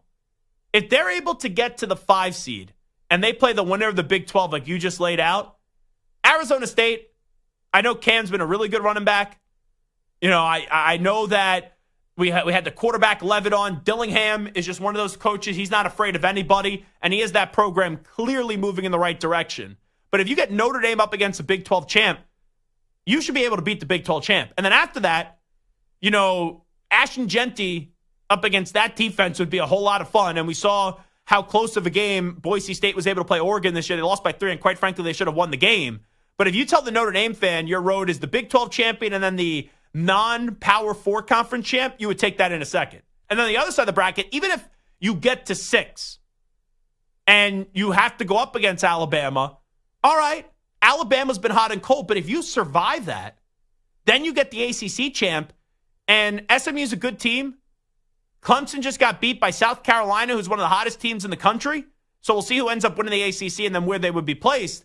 But that would be only one game that you'd be nervous about, and it'd be Alabama, and it's not really anything that you could tangibly latch onto this year with Alabama. You know, I know they beat Georgia. I know they crushed LSU. But when you look at Alabama, it's not the same way that we view Alabama in years past, but it's always the name of Alabama, so that's why there could be some skepticism. So there is a way where Notre Dame can make it to the Final Four. And it's kind of crazy because when they made it to the Final Four, like the last time, right, they were in the 4-team college football playoff. No one expected them to do anything. Now there's still an avenue. Now there's still a path to make the Final Four in the college football playoff in a 12-team format. I'll ask you this too, Stu. I know they have an ACC affiliation, but they're not in the ACC. Do you want them to become a full-time member of the ACC in football? Because Notre Dame's not in a conference full-time. They just play some ACC schools. So with this new format in a 12-team format, there's a way for them to get in every year because a 1-loss, 2-loss Notre Dame team is going to get in every time in a 12-team format, but it's going to be the highest they could be ranked as 5. If they play full-time in the ACC, then you could get a bye if you do win the ACC and you win that conference championship. Has there been a desire, you being the Notre Dame honk on this show, for Notre Dame to maybe full-time member ACC? Yeah, I think it's time they join a conference because one of these years, if they stay independent, like if they play a harder schedule than they did this year, they can easily lose 2 games. And then if you lose 2 games, then it's, you know, you're putting yourself in a position where you can be left out of the playoffs altogether, where the ACC champ might have 2 losses and will either be the 4 or the 12, having an automatic, you know, berth in the playoffs. So I think they should join a conference, but I doubt that's going to happen. I love, by the way, Cardell Jones on with this yesterday, and I really did appreciate his time. One thing, though, as I'll transition here real quickly before we take a break, that I vehemently disagreed with him about was when I said, hey, if Ohio State had a different quarterback on Saturday, would they have won the game up against Michigan? If they would have had Kyle McCord, who lost to Michigan last year, would they have won? If they would have had Cam Ward, who I suggested when the transfer portal opened last year, that, you know, would they have won? And I think if they had Cam Ward, they would have won the game. Cam Ward was going to put up more than the 10 lousy points that Ohio State put on the scoreboard. And you know what? Even though last year, and I think that this is going to be ironic, because I said after that game up against Notre Dame, Stu, which is more the irony now with the conversation, that even though Ohio State won, I saw enough in that game to tell me that McCord was not going to be able to make the big throw up against Michigan. And then we know with the game on the line, when they backed their way into that game and there was a chance that they go march down the field, he found Rod Moore and he got intercepted. But Kyle McCord, if he was the quarterback on Saturday with the redemption and revenge spot up against Michigan, I'm thinking he's scoring more than 10 points.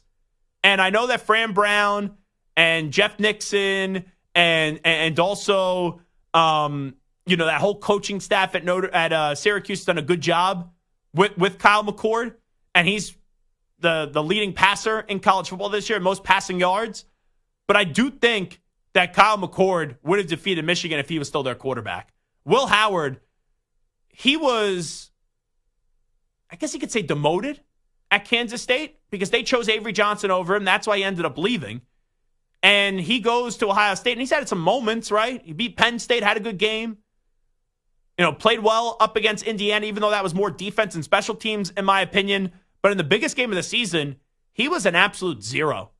He was an absolute dud up against Michigan.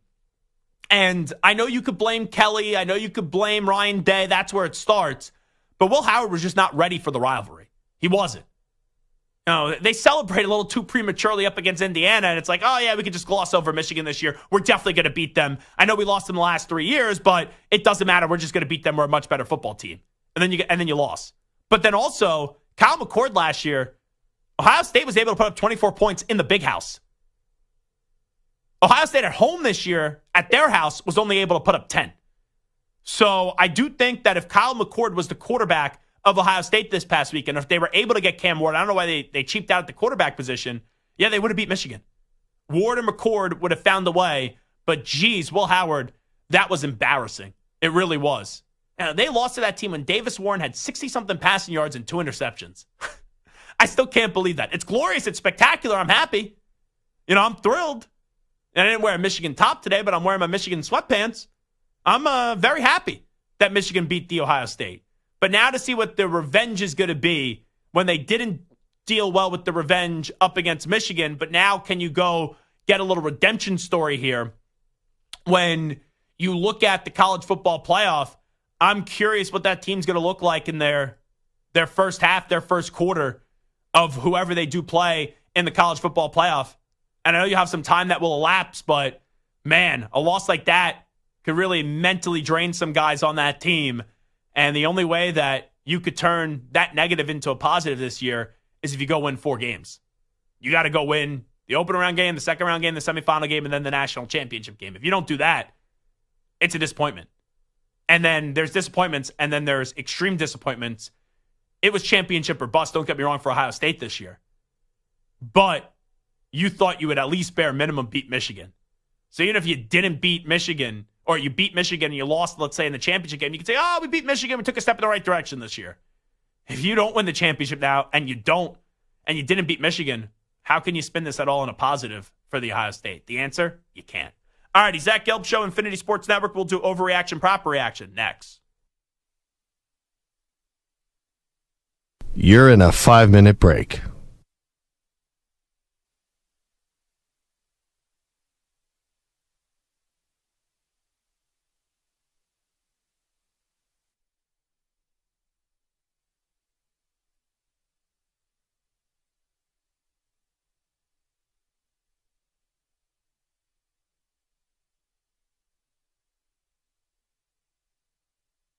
Four minutes, 30 seconds remaining.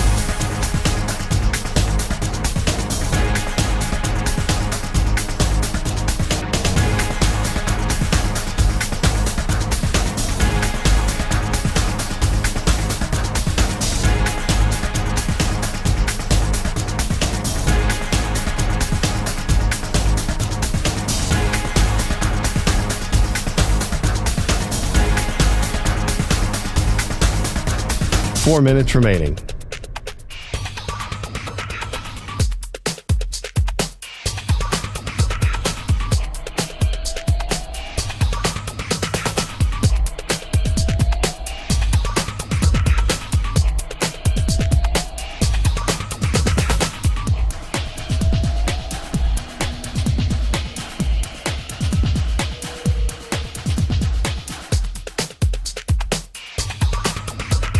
3 minutes, 30 seconds remaining.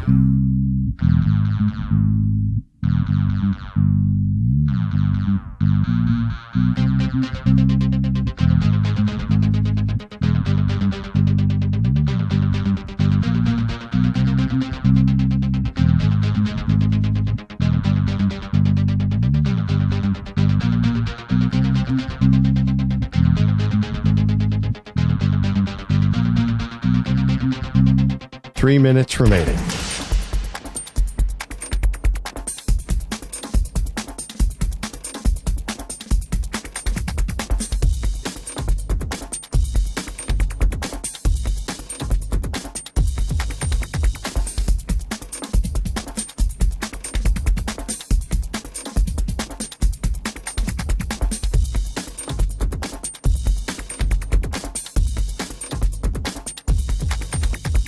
Two minutes, 30 seconds remaining.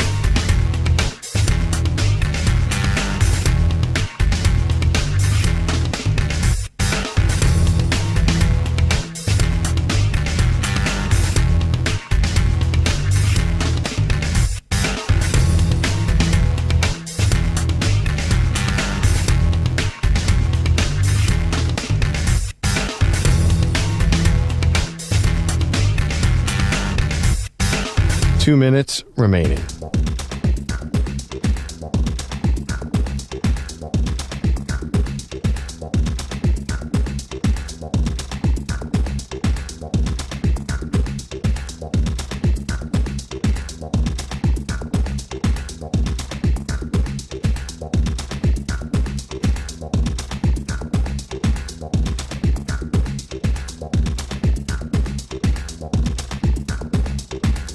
One minute, 30 seconds remaining.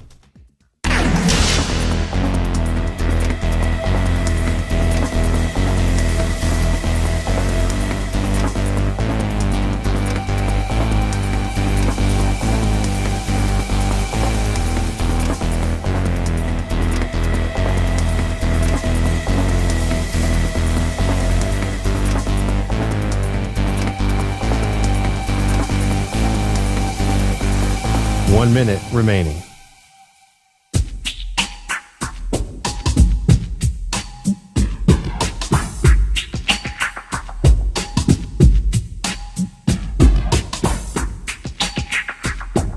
Forty-five seconds remaining.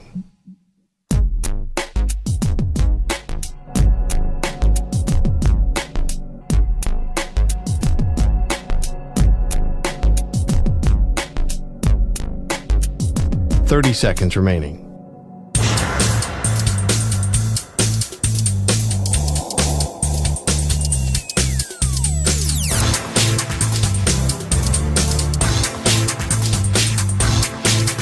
Fifteen seconds.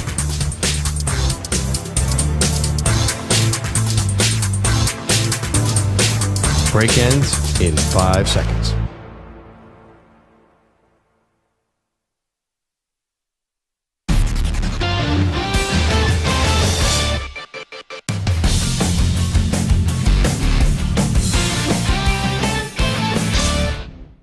Another NFL week is complete, which means it's another week to freak out about your favorite team. Which takes are truly crazy. But sometimes a game can be so bad, it's almost good. You know what I'm saying? No. And which are so crazy, they might be right. He's 6'5", he's 245 pounds. He's probably a Popeye's biscuit away from being a tight end. Zach lets you know in this week's edition of Overreaction or Proper Reaction. Alrighty, overreaction, proper reaction time. Stu, what do we got cooking today as I sit in my nice, big, comfy chair? That's right. I should call this segment maybe proper reaction or chef. Oh, sorry. Well, after that was me. That was me. You know what? I apologize. I was wrong for that one. I shouldn't have said that.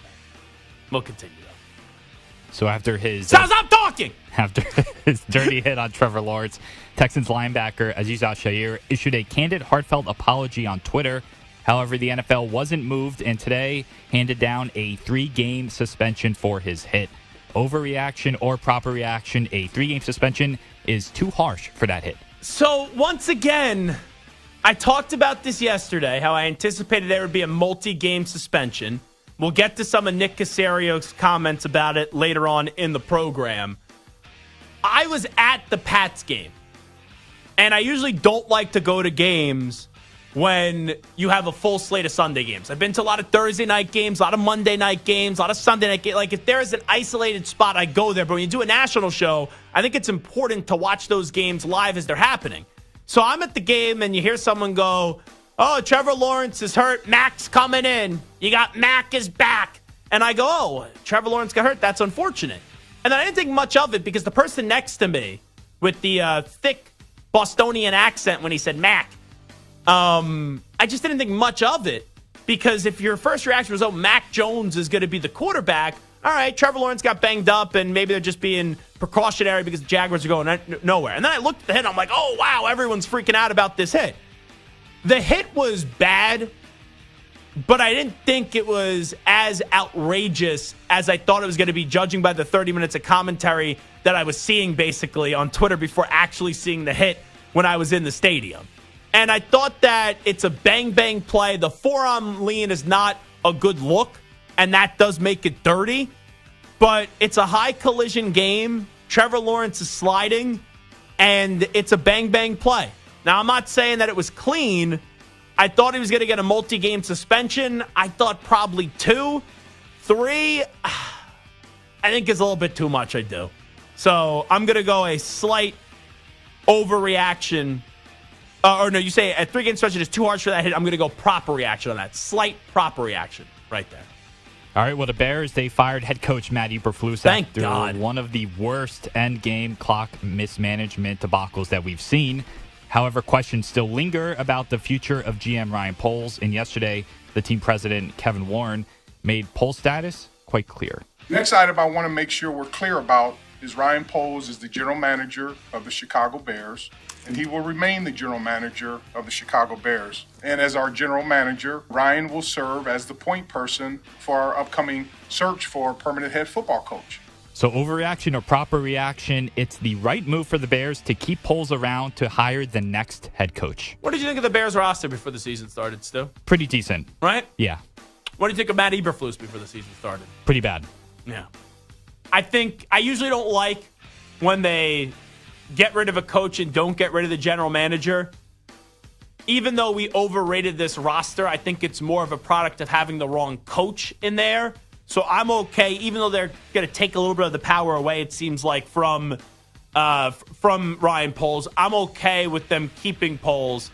But if there's a head coach, it would not surprise me, put it this way. Whoever what head coach they bring in, if eventually there's a power struggle between that coach and general manager, they win games, but then the coach says, you need to get rid of Ryan Poles. Wouldn't surprise me if next year is Ryan Poles last year, but I don't think that it's wrong to keep Ryan Poles as the GM. So overreaction, proper reaction, it's the right move for the Bears to keep Poles around to hire their next head coach, even though I really think, regardless of what Kevin Warren says, it's going to be Kevin Warren's decision. I'm going to say proper reaction right there. I'm okay with Poles getting to decide the next head coach or be a part of that ownership decision or that committee decision. Jerry Jeudy was a highly touted prospect coming into the 2020 draft after a stellar career at Alabama, but the former 15th overall pick flamed out after 3 miserable seasons in Denver. However, Jeudy has seen a resurgence with the Browns and got some revenge on his former team last night, scoring 9 catches for 235 yards and a touchdown. Now on the season, Jeudy has 54 catches for 880 yards.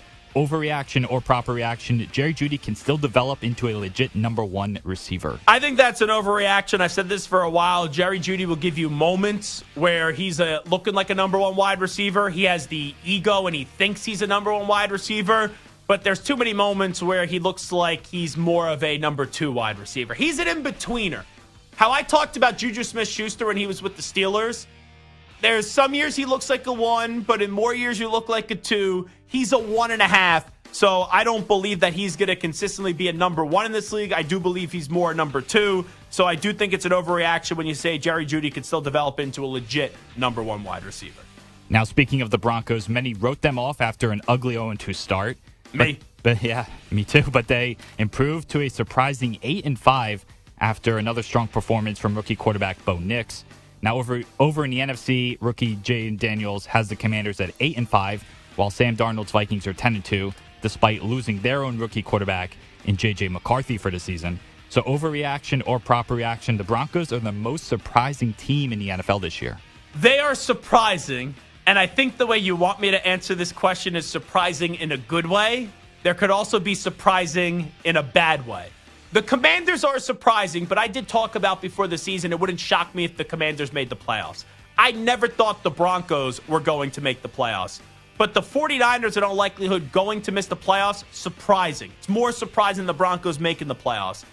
The Cincinnati Bengals, hello, 4-8. If you told me they were 4-8, I would say, okay, did Joe Burrow tear his ACL? That would be my thought. Joe Burrow is playing MVP ball.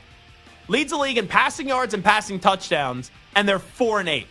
So to me, those two teams, the Bengals and the 49ers, it's more surprising than the Broncos, just not surprising in a good way. It's surprising in a bad way for those teams. So the Broncos are the most surprising team in the NFL. Close, but I will go a slight overreaction as we continue.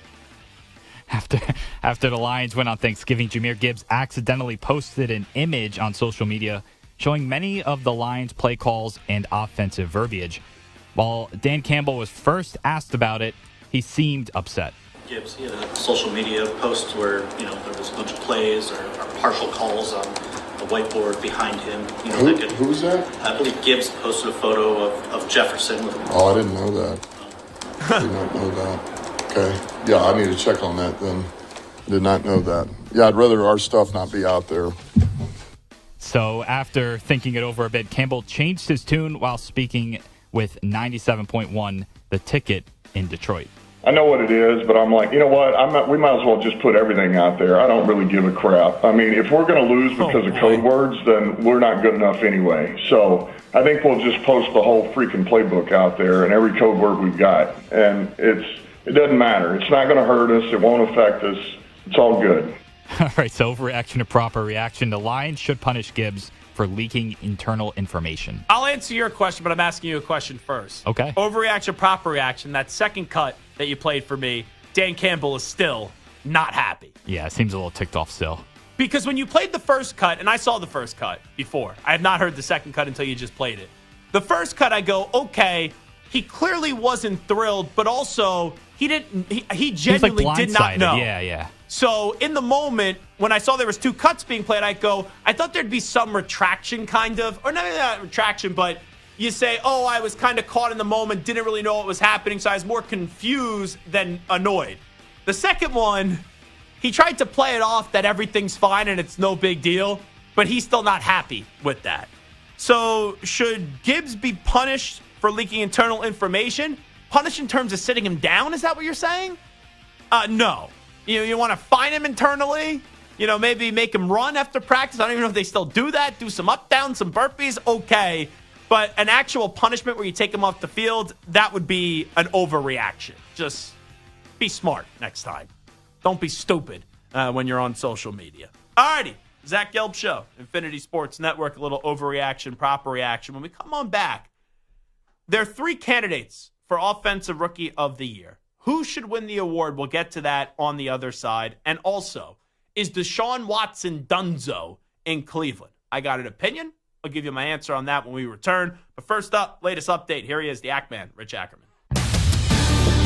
Infinity Sports Network, Sports Flash. And it's brought to you by PXG Golf for high-quality, high-performance golf clubs, apparel that delivers style and comfort, premium golf balls, award-winning gloves, and more. Make it a PXG holiday for the golfer in your life. Find the PXG store near you at pxg.com. Texans linebacker Azeez Al-Shaair has been suspended 3 games for his hit on a sliding Trevor Lawrence that left the Jags quarterback concussed. Houston GM Nick Caserio vehemently defended the team's linebacker after vitriol on social media. What we take umbrage is just the picture that's been painted about Azeez, his intentions, who he is as a person.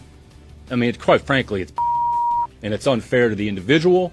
It's unfair to the organization.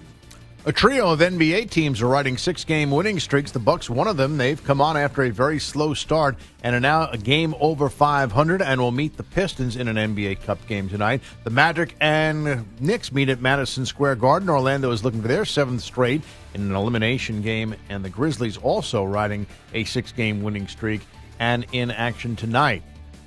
And tonight, the penultimate college football playoff poll before conference championship weekend. I'm Rich Ackerman.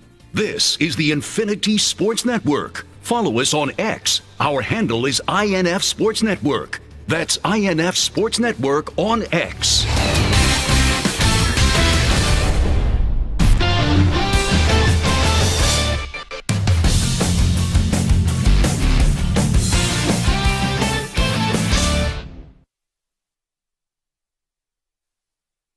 You're in a 5-minute break.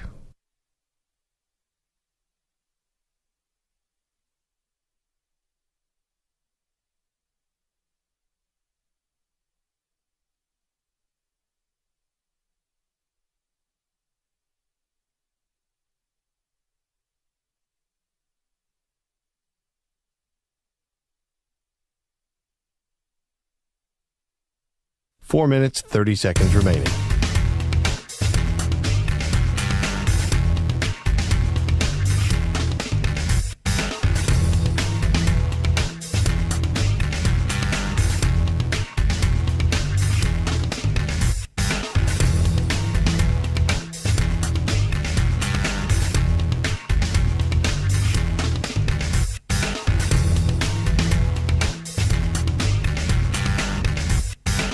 Four minutes remaining.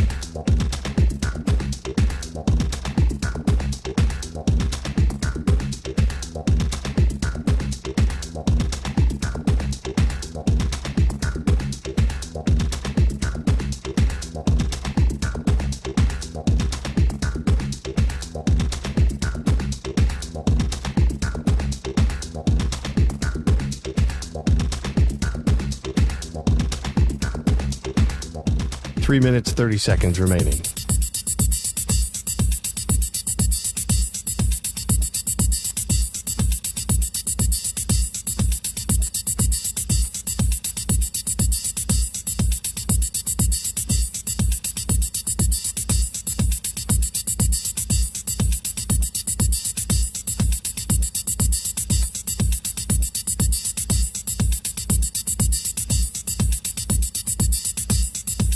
Three minutes remaining.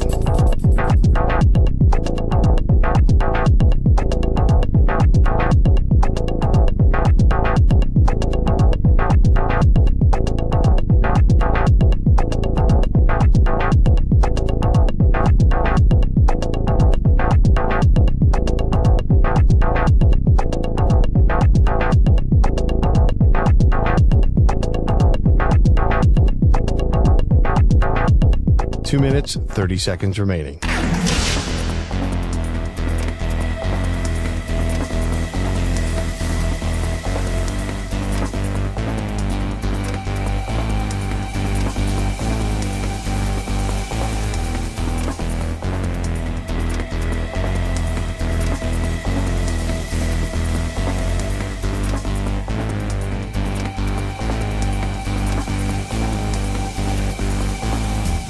Two minutes remaining.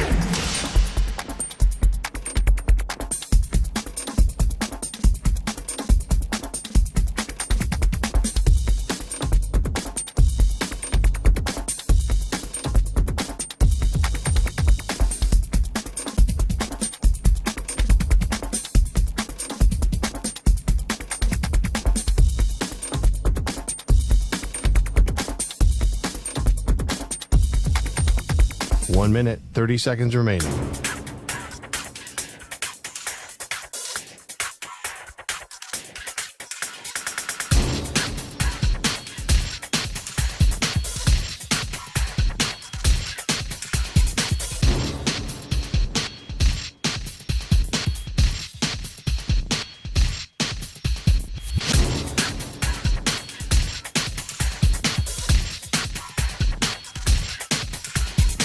One minute remaining.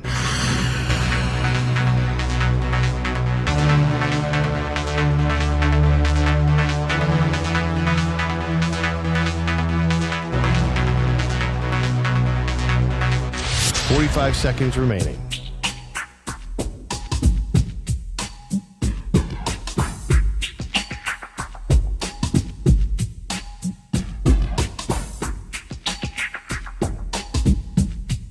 Thirty seconds remaining.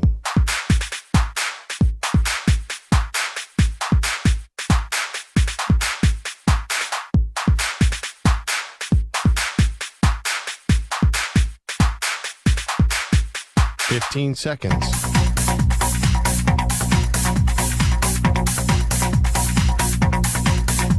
Break ends in 5 seconds.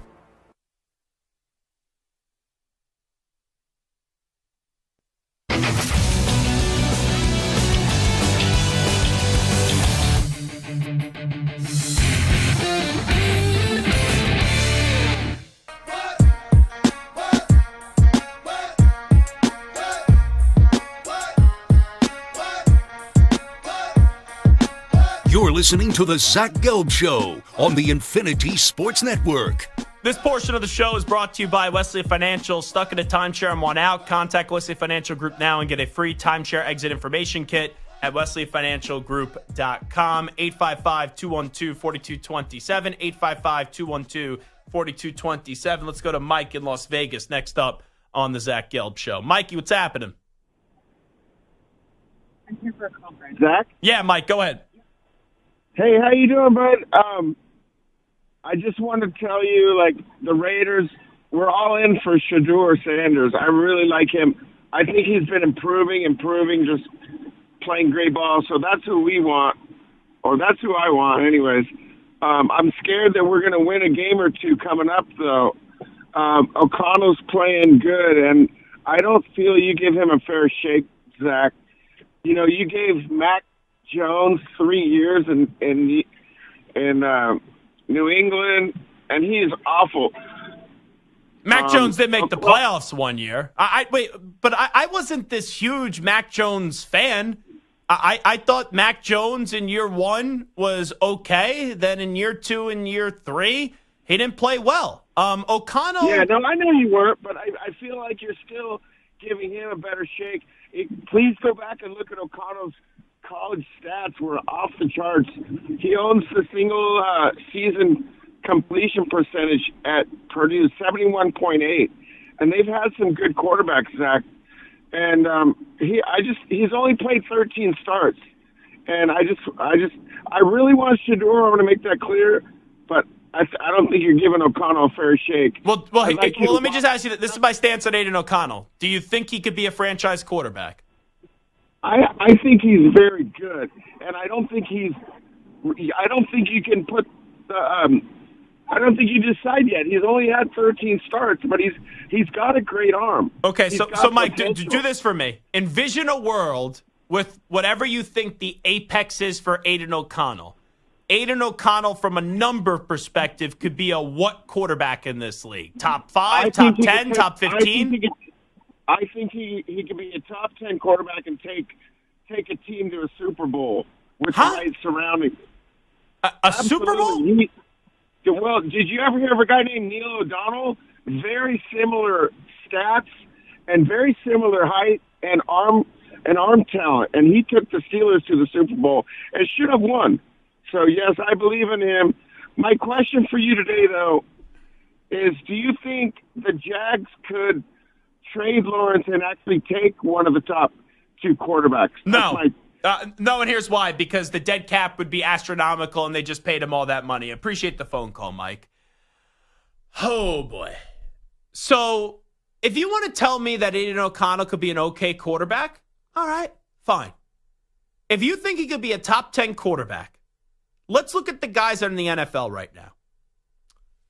Hey, Stu, yes or no? Could he be better than Josh Allen? No. Could he be better than Tua Tagovailoa? No. Can he be better than Patrick Mahomes? No. Can he be better than Justin Herbert? No. Can he be better than Lamar Jackson? No. Can he be better than Joe Burrow? No. Can he be better than C.J. Stroud? No. Okay. Can he be better than Jalen Hurts? No. Can he be better than Jaden Daniels? No. Can he be better? Well, Stafford's a little bit up there in age. Brock Purdy? No. How about Jared Goff? No. How about Jordan Love? No. How about Caleb Williams if he puts it together? No. All right. That's like, that was at That's least like 12 guys. or 13 right there. It's close to 20 guys. Yeah. If you wanted to tell me maybe top 15, I still don't think so, but be my guest. But that's what you just had for all those years. So this is the thing. It's not that I give Aiden O'Connell an unfair shake. I just don't understand what the Raiders are doing right now. So if he's their starting quarterback next year, it's not because they believe in him. It's because they won too many games down the stretch and they couldn't get Shedeur Sanders or Cam Ward. If you want to tell me you don't get Shedeur Sanders or Cam Ward, all righty, and Aiden O'Connell's your starting quarterback next year, be my guest. But here's what I would counter. Is it me not giving them a fair shake, or is it the Raiders not even giving them a fair shake? They went to Gardner Minshew to start out the season instead of Aiden O'Connell. They thought Gardner Minshew, who is not a top 15 quarterback, is not a top 20 quarterback in this league, was better than Aiden O'Connell. So just because I'm a Patriot fan and Mac Jones was my quarterback for 3 years doesn't mean that I thought Mac was the franchise guy. Now, I did not like what happened with Mac Jones in New England. I thought Belichick, it felt like he was trying to sabotage him at times, but Mac did not play well. And I'll say this, after seeing a few games of Drake May is easily going to be better than Aiden O'Connell. So I just don't understand. There was a lot of, oh, you said this, you said that. A lot of, you're giving him an unfair shake. Really? Me? I couldn't say I've been unfair to Aiden O'Connell. I can't say I've been fair. I really haven't talked about Aiden O'Connell a lot. Because the facts are, he's kind of been a nothing burger. You know, I had Max Crosby on the show. Max Crosby said, we believe in him. He could be a franchise quarterback. Okay. So at least we gave you that. And I said this offseason that the Raiders should start Aiden O'Connell over Gardner Minshew. And he played well up against the Chiefs. Give him credit. But what are you getting at long term? The goal for the Raiders is to get a franchise quarterback when you're in a division right now where you have Mahomes, Herbert, and Bo Nix is looking like a pro. You need to get a franchise quarterback. The chances of Aiden O'Connell becoming a franchise quarterback are just not that good, if we're being honest. They're not that good. It's not me being too harsh, but the Raiders didn't even want to give him a chance before the season started. So I was not anticipating that phone call to go there. And I always love when someone else who wasn't great goes on to have success somewhere. That's always the premise, to try to hype up someone that isn't that good. Yeah. Oh, yeah. Trent Dilfer got to a Super Bowl. All right. Is Aiden O'Connell going to be Trent Dilfer? Probably not. So sometimes it takes time. I just don't think the Raiders have time right now. You have a coach who's already on the hot seat, and you got a GM who's not all that popular to begin with. They got to go get a quarterback, because now it's been 2 full years since Derek Carr's left, who was not great, and they still have not found their long-term replacement. By the way, Stu, we're doing a lot of Raiders today. I think for most of the year, it's been a two-man race for Rookie of the Year, Offensive Rookie of the Year. For most of the, well, let me say it this way. For the first half of the season, it was Jaden Daniels. Then the Commanders lost a few games where they bounced back last week, and then Bo Nix has inserted himself into the conversation. Up until last week, I did not hear a single soul that at least I follow say Brock Bowers. Brock Bowers leads the NFL right now in receptions and has 884 receiving yards and 4 receiving touchdowns. He is the 4th most receiving yards in the league. I don't think Brock Bowers is going to win the award, Stu. I still believe it's going to be Jaden Daniels, and I'm fine with that. But you look at Jaden Daniels compared to the rest of the quarterbacks in the league, 12th in passing yards, commendable. 13th in passing touchdowns. Bo Nix, 11th in passing yards, tied for 10th in passing touchdowns. And then you look at Brock Bowers, 1st in receptions, 4th in receiving yards. And oh yeah, by the way, sorry, Mike in Las Vegas, he's not playing with good quarterbacks in Gardner Minshew and Aiden O'Connell. So who should win the Offensive Rookie of the Year award? It should be Brock Bowers. I don't think your team has to be a winner in order to do that, but who will win it? When you factor in the quarterbacks getting the edge in these awards, and then also the Commanders and the Broncos are going to the playoffs, both in all likelihood, I still think Jaden Daniels is going to win Offensive Rookie of the Year still. I agree. I think Daniels should win it, too. I just think that it's easier said than done, but the fact that he's a quarterback on a team that's probably going to make the playoffs and has had such an impact in that regard, I think you have to credit him a little bit for that. Yeah. Bauer's stats are great, and if he had a quarterback, they'd probably be even better. But they're kind of empty at the same time where it's just stats. Mm-hmm. And not a winning team. And we know how great Bowers was at Georgia. He's one of the greatest tight ends of all time in college football. But then we saw him at the Super Bowl. I'm like, who is that guy? He looks familiar. And he looked at the Super Bowl. I'm looking at him like, this guy just doesn't look like without pads that he's an NFL player. And man, has he been an NFL player and then some this year. And it's been really impressive. 855-212-4227. Let's go to Nate in Iowa next up on the show. Nate, go ahead.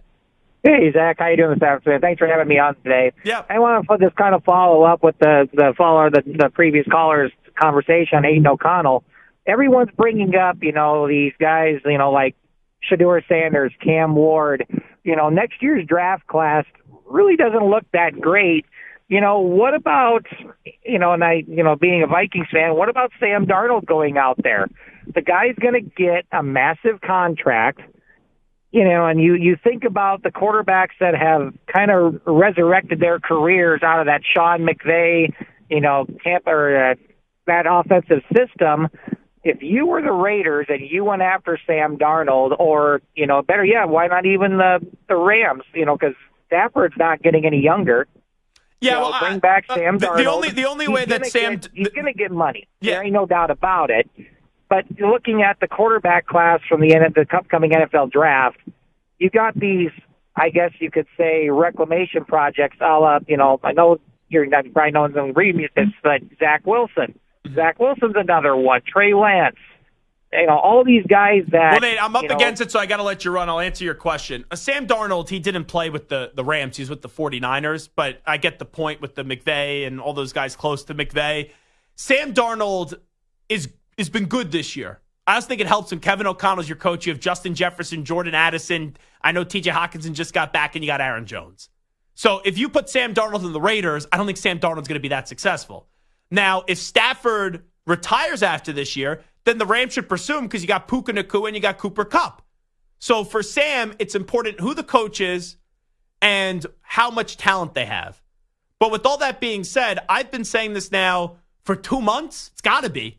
And I say it at least 5 times every week. There's only 2 quarterbacks I feel really confident about this year in taking early in this draft, and it's Shedeur Sanders and Cam Ward. If you don't get those 2 guys, yes, Sam Darnold's going to be an option, but it depends where he's going.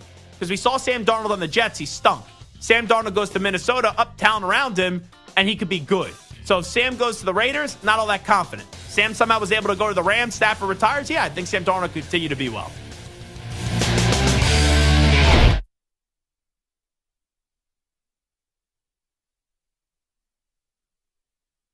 You're in a 5-minute break.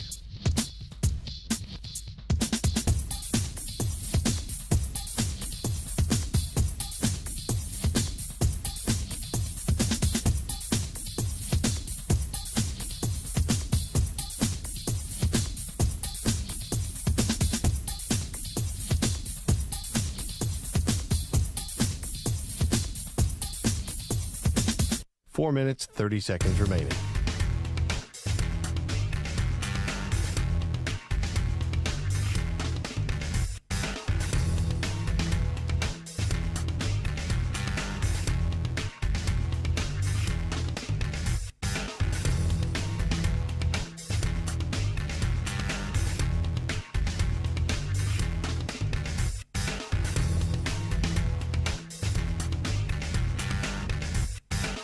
Four minutes remaining.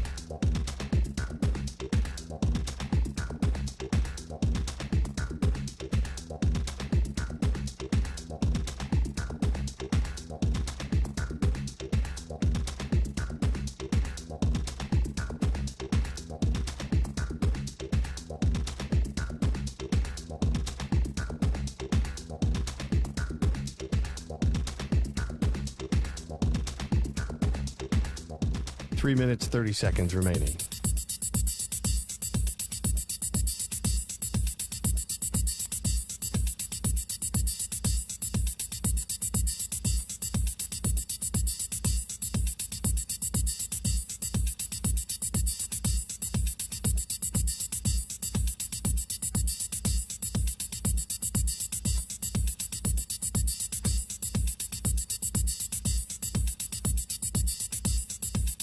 3 minutes remaining.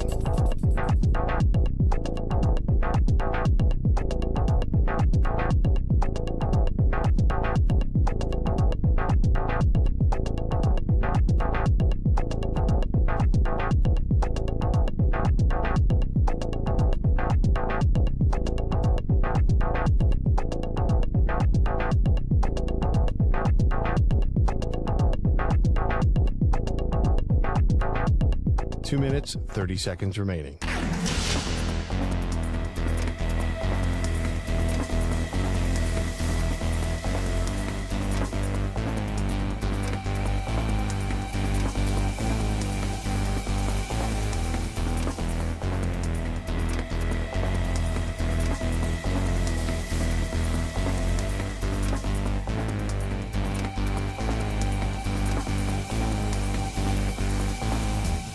Two minutes remaining.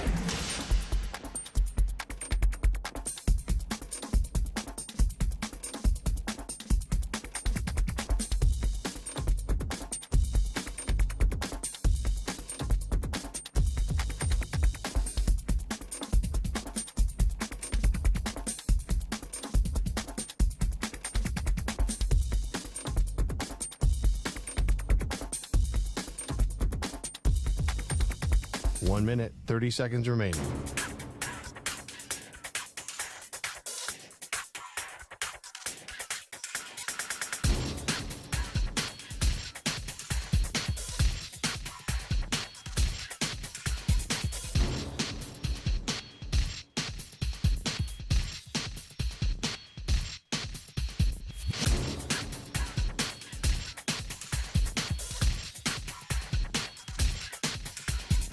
One minute remaining.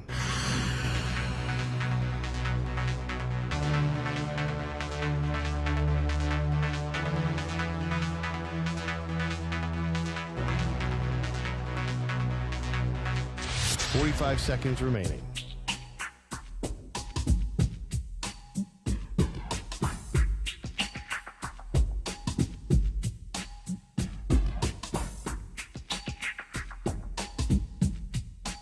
Seconds remaining.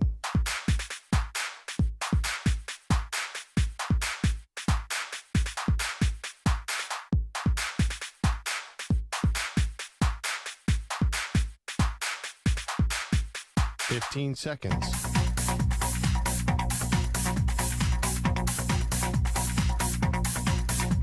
Break ends in 5 seconds.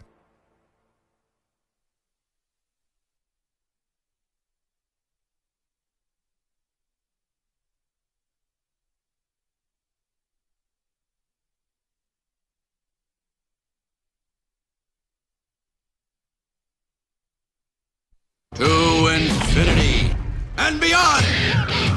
He's live. He's nationwide. This is the Zach Gelb Show.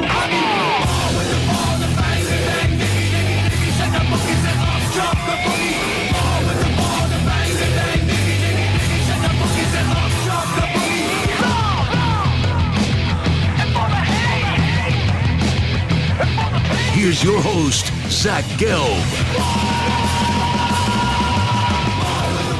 All right, it is the Zach Gelb Show on the Infinity Sports Network. Let's just have a quick conversation before we get back to the college football, and that conversation's about Deshaun Watson. If the Cleveland Browns have him as their starting quarterback next year, there's dumb, and then there's the Cleveland Browns. John Fanta said this, friend of the show, does a great job, college basketball insider. He is a diehard Cleveland Browns fan. And he said this, pretty much, you're paying him the money either way. It's a guaranteed deal. You made the mistake. It doesn't mean that you keep on having the need to run him out and when he is healthy. We know he's done for the season, suffered a season-ending injury. You go back to 2020, that was the last time we saw Deshaun Watson look like a top 7, a top 8 quarterback in this league. I know Jameis Winston has been a turnover machine, but at least Jameis Winston puts up touchdowns, at least he scores some points, and at least he puts up some high passing yards. Now, I'm not sitting here and saying Jameis Winston needs to be your guy next year, But even just look at Joe Flacco, who could do nothing in the last 2 games he played for the Indianapolis Colts this year. He led that Browns team to the postseason last year.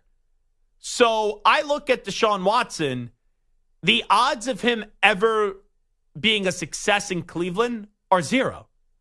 They're 0. He has 2 years left on this deal. When the contract's up, you're not giving him an extension. And I don't even know if Deshaun Watson would be able to latch on somewhere else. Because there's one thing when you do a lot of wrong off the field, that if you're not in a jail cell and people still think you could be good, they will give you a chance. There's a reason why, even with all the allegations and all the ugliness that occurred off the field with Deshaun Watson, why he was still given an opportunity to play in this league and why a team gave him a guaranteed contract. It's because there's desperate teams in the NFL. The toughest position there is in sports is the quarterback. And even if you are a horrible human being, if you're not in a jail cell, people will look past that and people will still cheer for you as long as you hold up your end of the bargain. Well, Deshaun Watson in Cleveland was out for most of the first season because of the suspension, played the final 6 games, didn't look all that great. Then last year, he got hurt, but even before he got hurt, he wasn't playing great. And then this year, it was once again another make-or-break season, and he wasn't playing great. He looked lost at times, and he once again got hurt. So we're now looking at, he was out for all of 2021, the most of 2022, got injured in 2023, and got injured in 2024. Even if he could play well again, why do I think he'll ever be able to be healthy again for an entirety of a season? And I used to say Deshaun Watson could never be great again, but maybe he could be good. I don't even think we're at a point where Deshaun Watson could be good again. So I look at the Browns. You have a decision to make. Do you continue to trot out next year this cancer? Or do you just say, hey, we're going to cut our losses.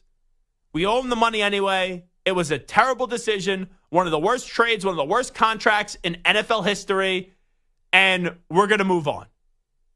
Or even if he's on the roster, as he's going to be a backup quarterback. Because Deshaun doesn't have a leg to stand on anymore. Is there a team in the NFL right now that would go give this guy a legit NFL contract? No. Like, if he became available, especially with all the money that he's owed, look at Russell Wilson. Russell Wilson's playing really good football right now. But Russell Wilson had to take a vet minimum. And that's a guy in all likelihood is going to the Hall of Fame. I'll throw this out there to you. Let's say the Raiders win a few games this year. Let's say they win a few games down the stretch in their next 5. They play themselves out of Shedeur Sanders or Cam Ward. Would you take Deshaun Watson on $1.5 million deal for 1 year? No. You wouldn't even take him. No. And that's a Raider fan who has not had a great quarterback, in a long, long, long time. And I don't think you're wrong. Because the juice isn't worth the squeeze with Deshaun Watson on the field. Just not. And I know some people will say, oh, well, all those terrible things happened off the field. Why did they even give him that contract in Cleveland? You have every right to feel that way. I'm just telling you the business of the NFL. We have seen players abuse women. We have seen players murder. We have seen players kill people drinking and driving. As long as they're not in a jail cell and they have talent, teams give them chances. The problem with Deshaun Watson right now, from a football standpoint, is he's not talented anymore. And even Jameis Winston is a turnover machine. He still looks better. Jameis Winston threw 3 interceptions last night. He also threw for 497 passing yards and 4 passing touchdowns. So even the average quarterbacks, even the backup quarterbacks that get chances to start, look better than Deshaun Watson. You can't even tell me Deshaun Watson is a top 32 quarterback in the league right now. So Cleveland, you trot him out next year. If I was Myles Garrett, and I know that Myles Garrett defended Deshaun Watson when he got hurt and the fans and all that ridiculousness that did occur. But if I'm Myles Garrett and Deshaun Watson's starting quarterback next year, I'm saying, what are we doing? And I want to trade. And if you stay in Cleveland, it's just stupidity because then you're never going to be able to win. Deshaun Watson is no longer a winner. Deshaun Watson is no longer a good quarterback. And the Browns, who are synonymous with making incompetent decision after incompetent decision, this would be the ultimate incompetence if you still say, okay, he's our guy next year. There's no you already are paying the money. The investment already was not a good one. It will never be viewed as a good one. So stop chasing it and either just make him your backup next year or you cut ties completely, which probably you would have to do. And either you're drafting a quarterback, because I don't want him getting mentored by Deshaun Watson, or you're signing a quarterback or you trade him for a quarterback.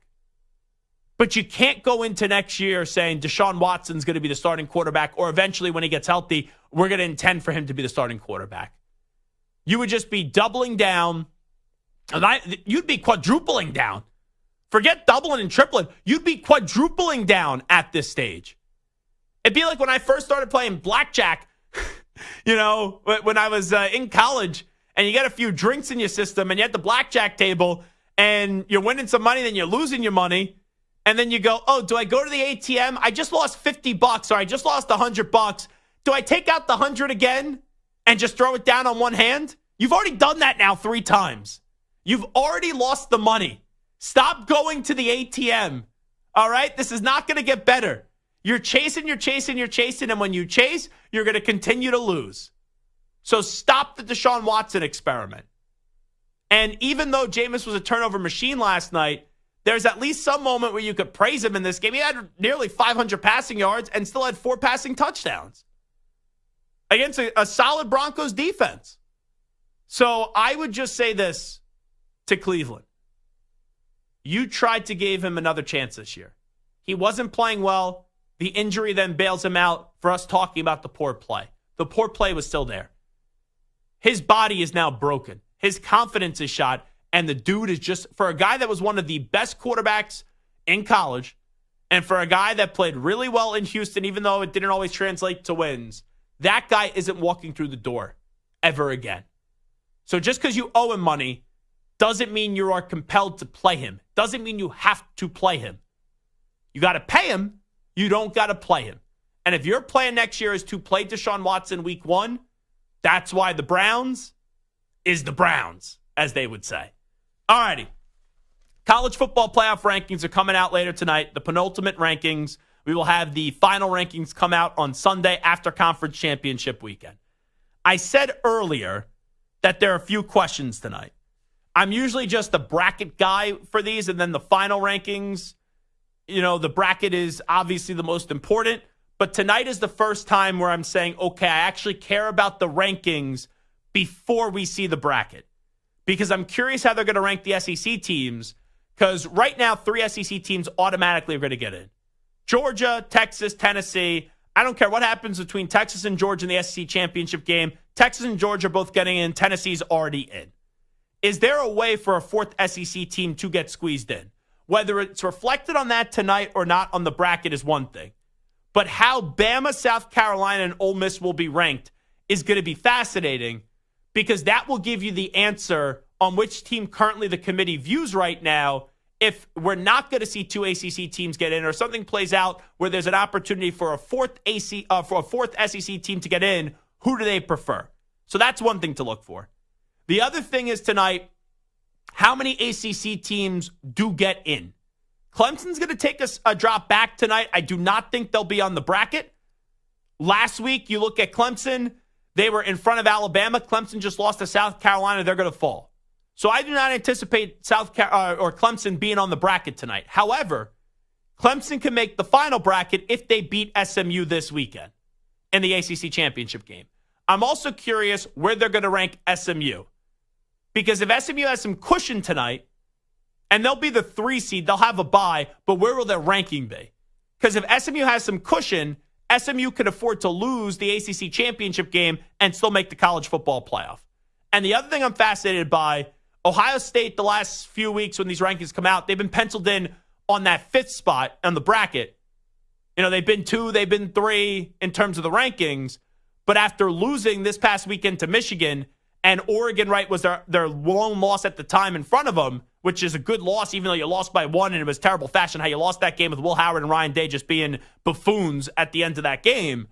Well, how far are you going to fall tonight? And I do think Ohio State's going to fall to 8th on the bracket tonight. But Ohio State is going to become Oregon fans in the Big Ten championship game because Ohio State, if they were the 8th seed right now in the bracket, they would get the 9th seed. I think that's going to be Tennessee tonight. And then you would play the winner that gets the 1 seed, which would be Oregon. So if that's the case and that holds, that's a tough road.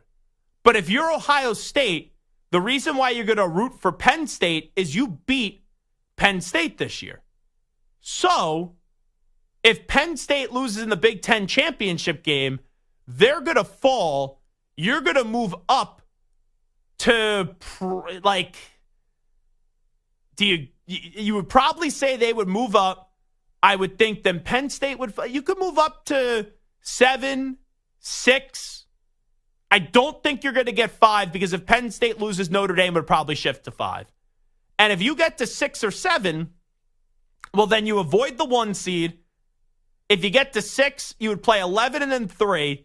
If you get to 7, you play the 7-10 matchup, which, Indiana could be 10. And then you'd have to beat Texas if they win the SEC. Texas is a good program. I know Texas just beat Texas A&M.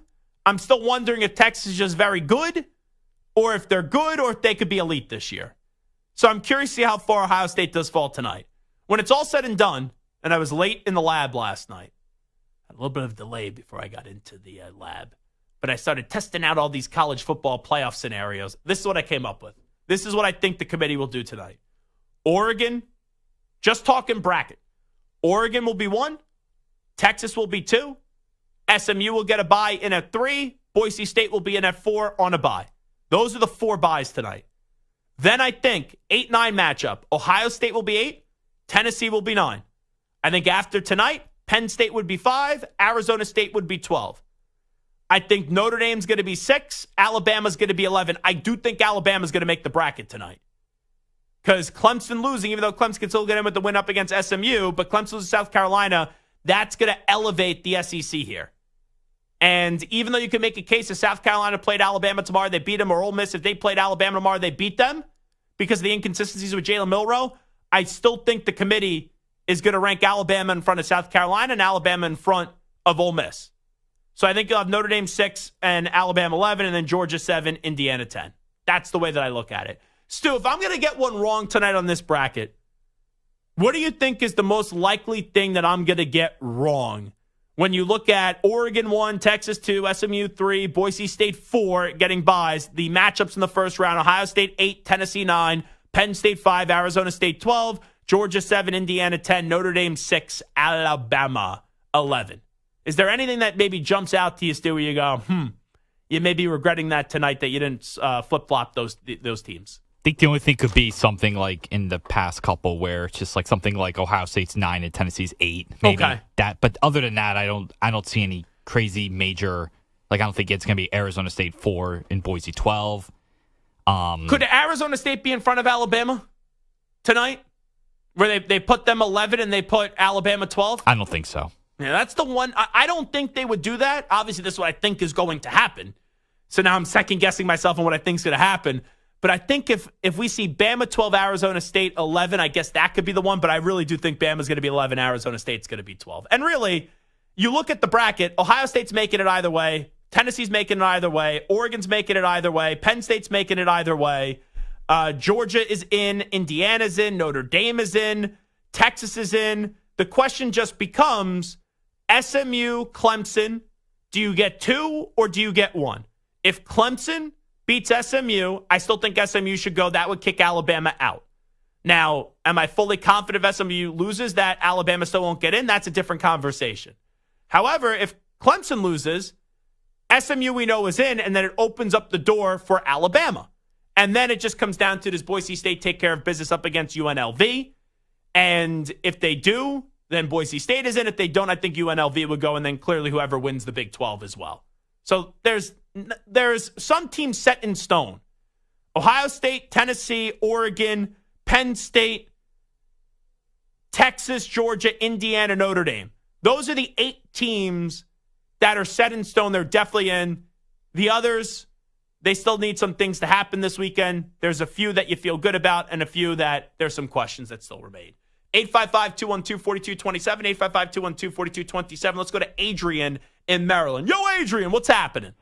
Yo, Zach, what's going on, big guy? Hey, I got a couple predictions for you. I actually think SMU, I think they're locked in. They're already in. They're just whatever, no matter if they win or lose, they're in, no matter what, I think. As far as the predictions, I actually think Penn State and Georgia are going to win. Penn State plays the same kind of ball that Wisconsin plays, and Oregon had trouble with Wisconsin. Coming, I guess, a couple hours from where they are to play that game. I actually think Penn State's going to win that game. I know you hate Penn State. Do you think they should be the number one? You think they should be the number one seed? If they beat Oregon, yeah. I think the winner of the Big Ten championship game would be the number one seed on the bracket. Now, I will say that Wisconsin game, you're at Camp Randall. You know, you haven't lost a game yet. There's always a game that it feels like or it looks like it's a letdown with these great teams and they find a way to pull it out. So I'm not going to do too much analysis there over the Oregon-Wisconsin game. I was surprised how close, though, that game was. Here's the thing with Penn State. It comes down to the coach and it comes down to the quarterback. They have the best tight end in the country. Abdul Carter is easily a guy that I think should be a top 5 pick. He'll be a top 10 pick. He's a phenomenal defensive player. But their coach, James Franklin, is allergic to winning these games. And Oregon's been the number one team in the country. So that's something to monitor. And then Drew Aller, there's times where, like the second half up against USC, he's rolling. Then there's some other games where it's like, what the heck is this guy doing? So it's all going to be, can the coach and the quarterback be ready for the big moment, in my opinion, Adrian? I've watched Oregon, and they haven't impressed me at all. I don't think they've been impressed. Well, they're undefeated. Yeah, but still, like you said with the Chiefs, they're 11-1, but they didn't impress you. I just don't like their physicality in some of the games that they played. Like I said, they played against Wisconsin. Wisconsin probably should have won that game. They should have won that game. I didn't like the offense. Also, Georgia already beat Texas. Why can't we say Georgia's going to beat Texas? And why we keep putting Texas at that number 2 seed? Well, that's just with how it works right now. These are my rankings of what I think is going to be tonight. I do agree with you that Georgia's going to win the SEC championship. I think the game means more for Texas because that would be their moment. We've arrived in the SEC. We get the revenge up against Georgia year one. People said, we should have stayed in the Big 12. We win the SEC. And thanks for the phone call, Adrian.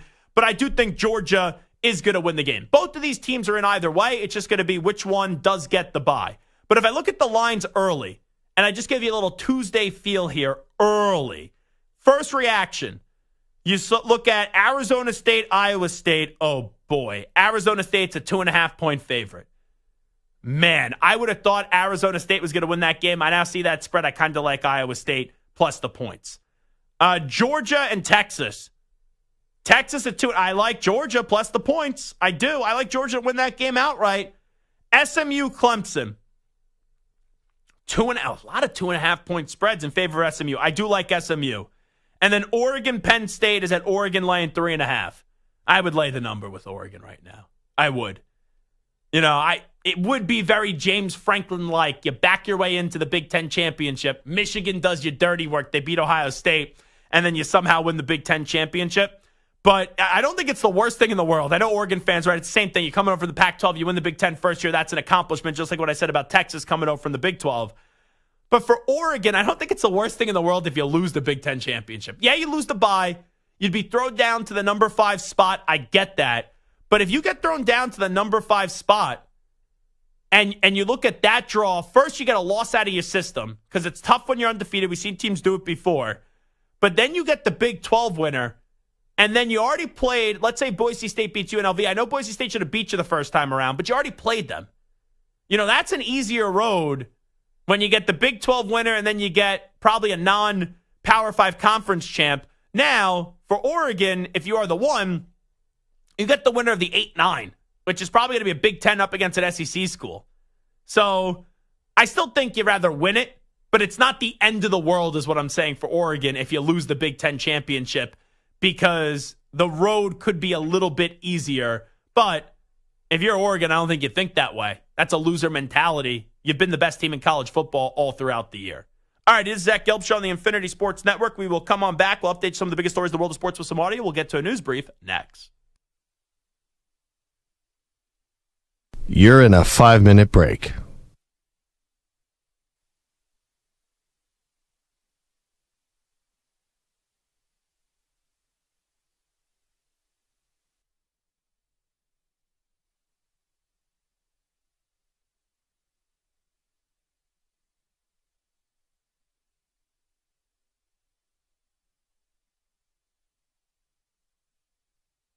Four minutes, 30 seconds remaining.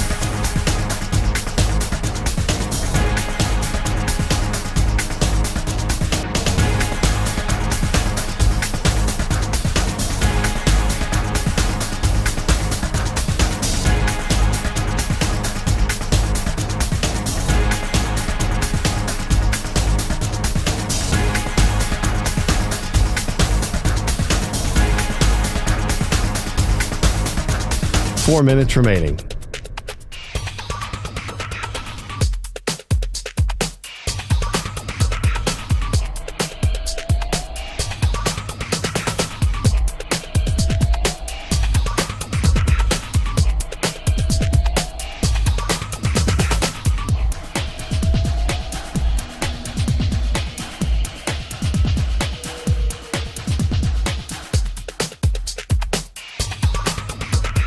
Three minutes, 30 seconds remaining.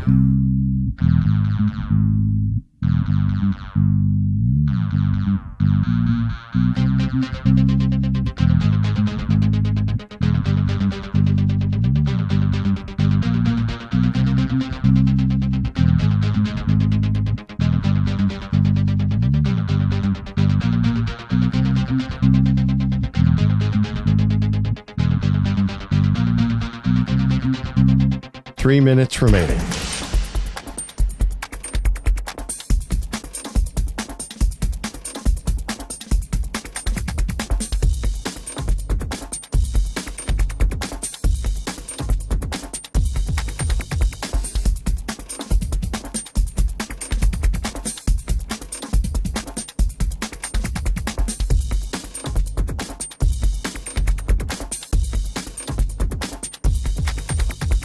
Two minutes, 30 seconds remaining.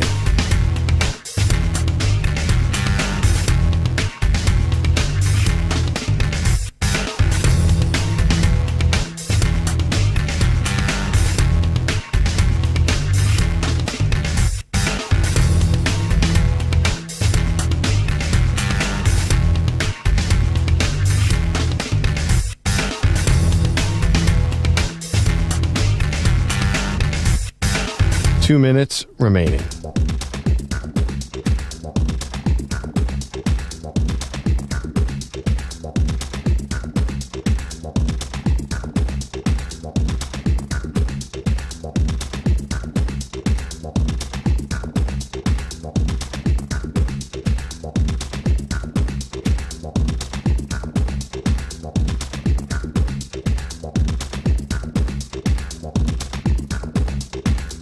One minute, 30 seconds remaining.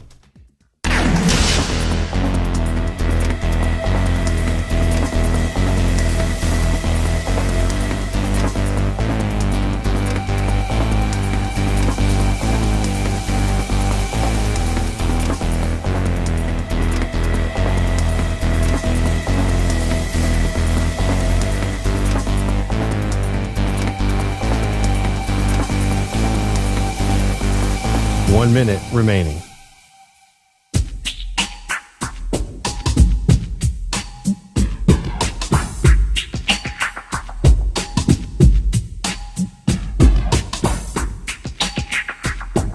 .45 seconds remaining.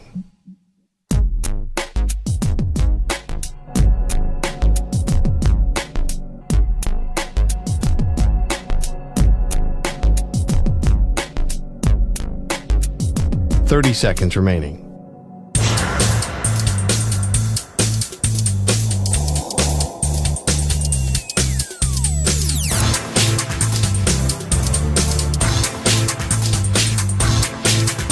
.15 seconds.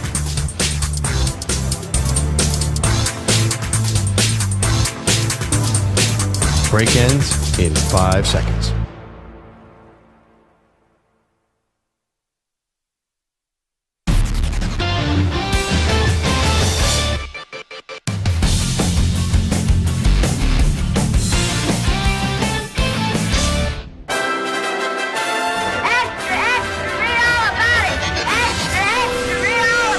Time for your daily news brief. We get you caught up on the rumors, reports, and reconnaissance from the day in sports.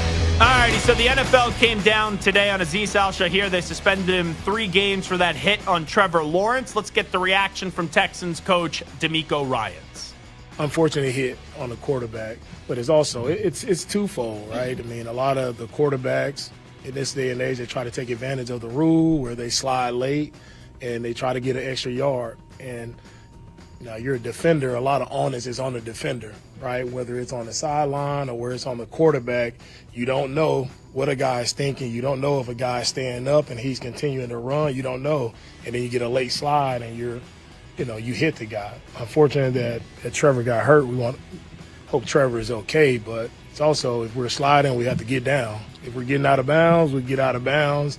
And that rule is there to protect the quarterbacks. And we want our quarterbacks to be safe in the league, so we just have to be safe. And we're sliding, make sure we're keeping our heads down. Azeez hits the guy, but their sideline overreacts, and it turns into a melee. It wasn't our guys. It's their team overreacted, pushed our guy, dragging our guy to the sideline. So that's uncalled for on that side. We have to be better on the sidelines as well with both teams.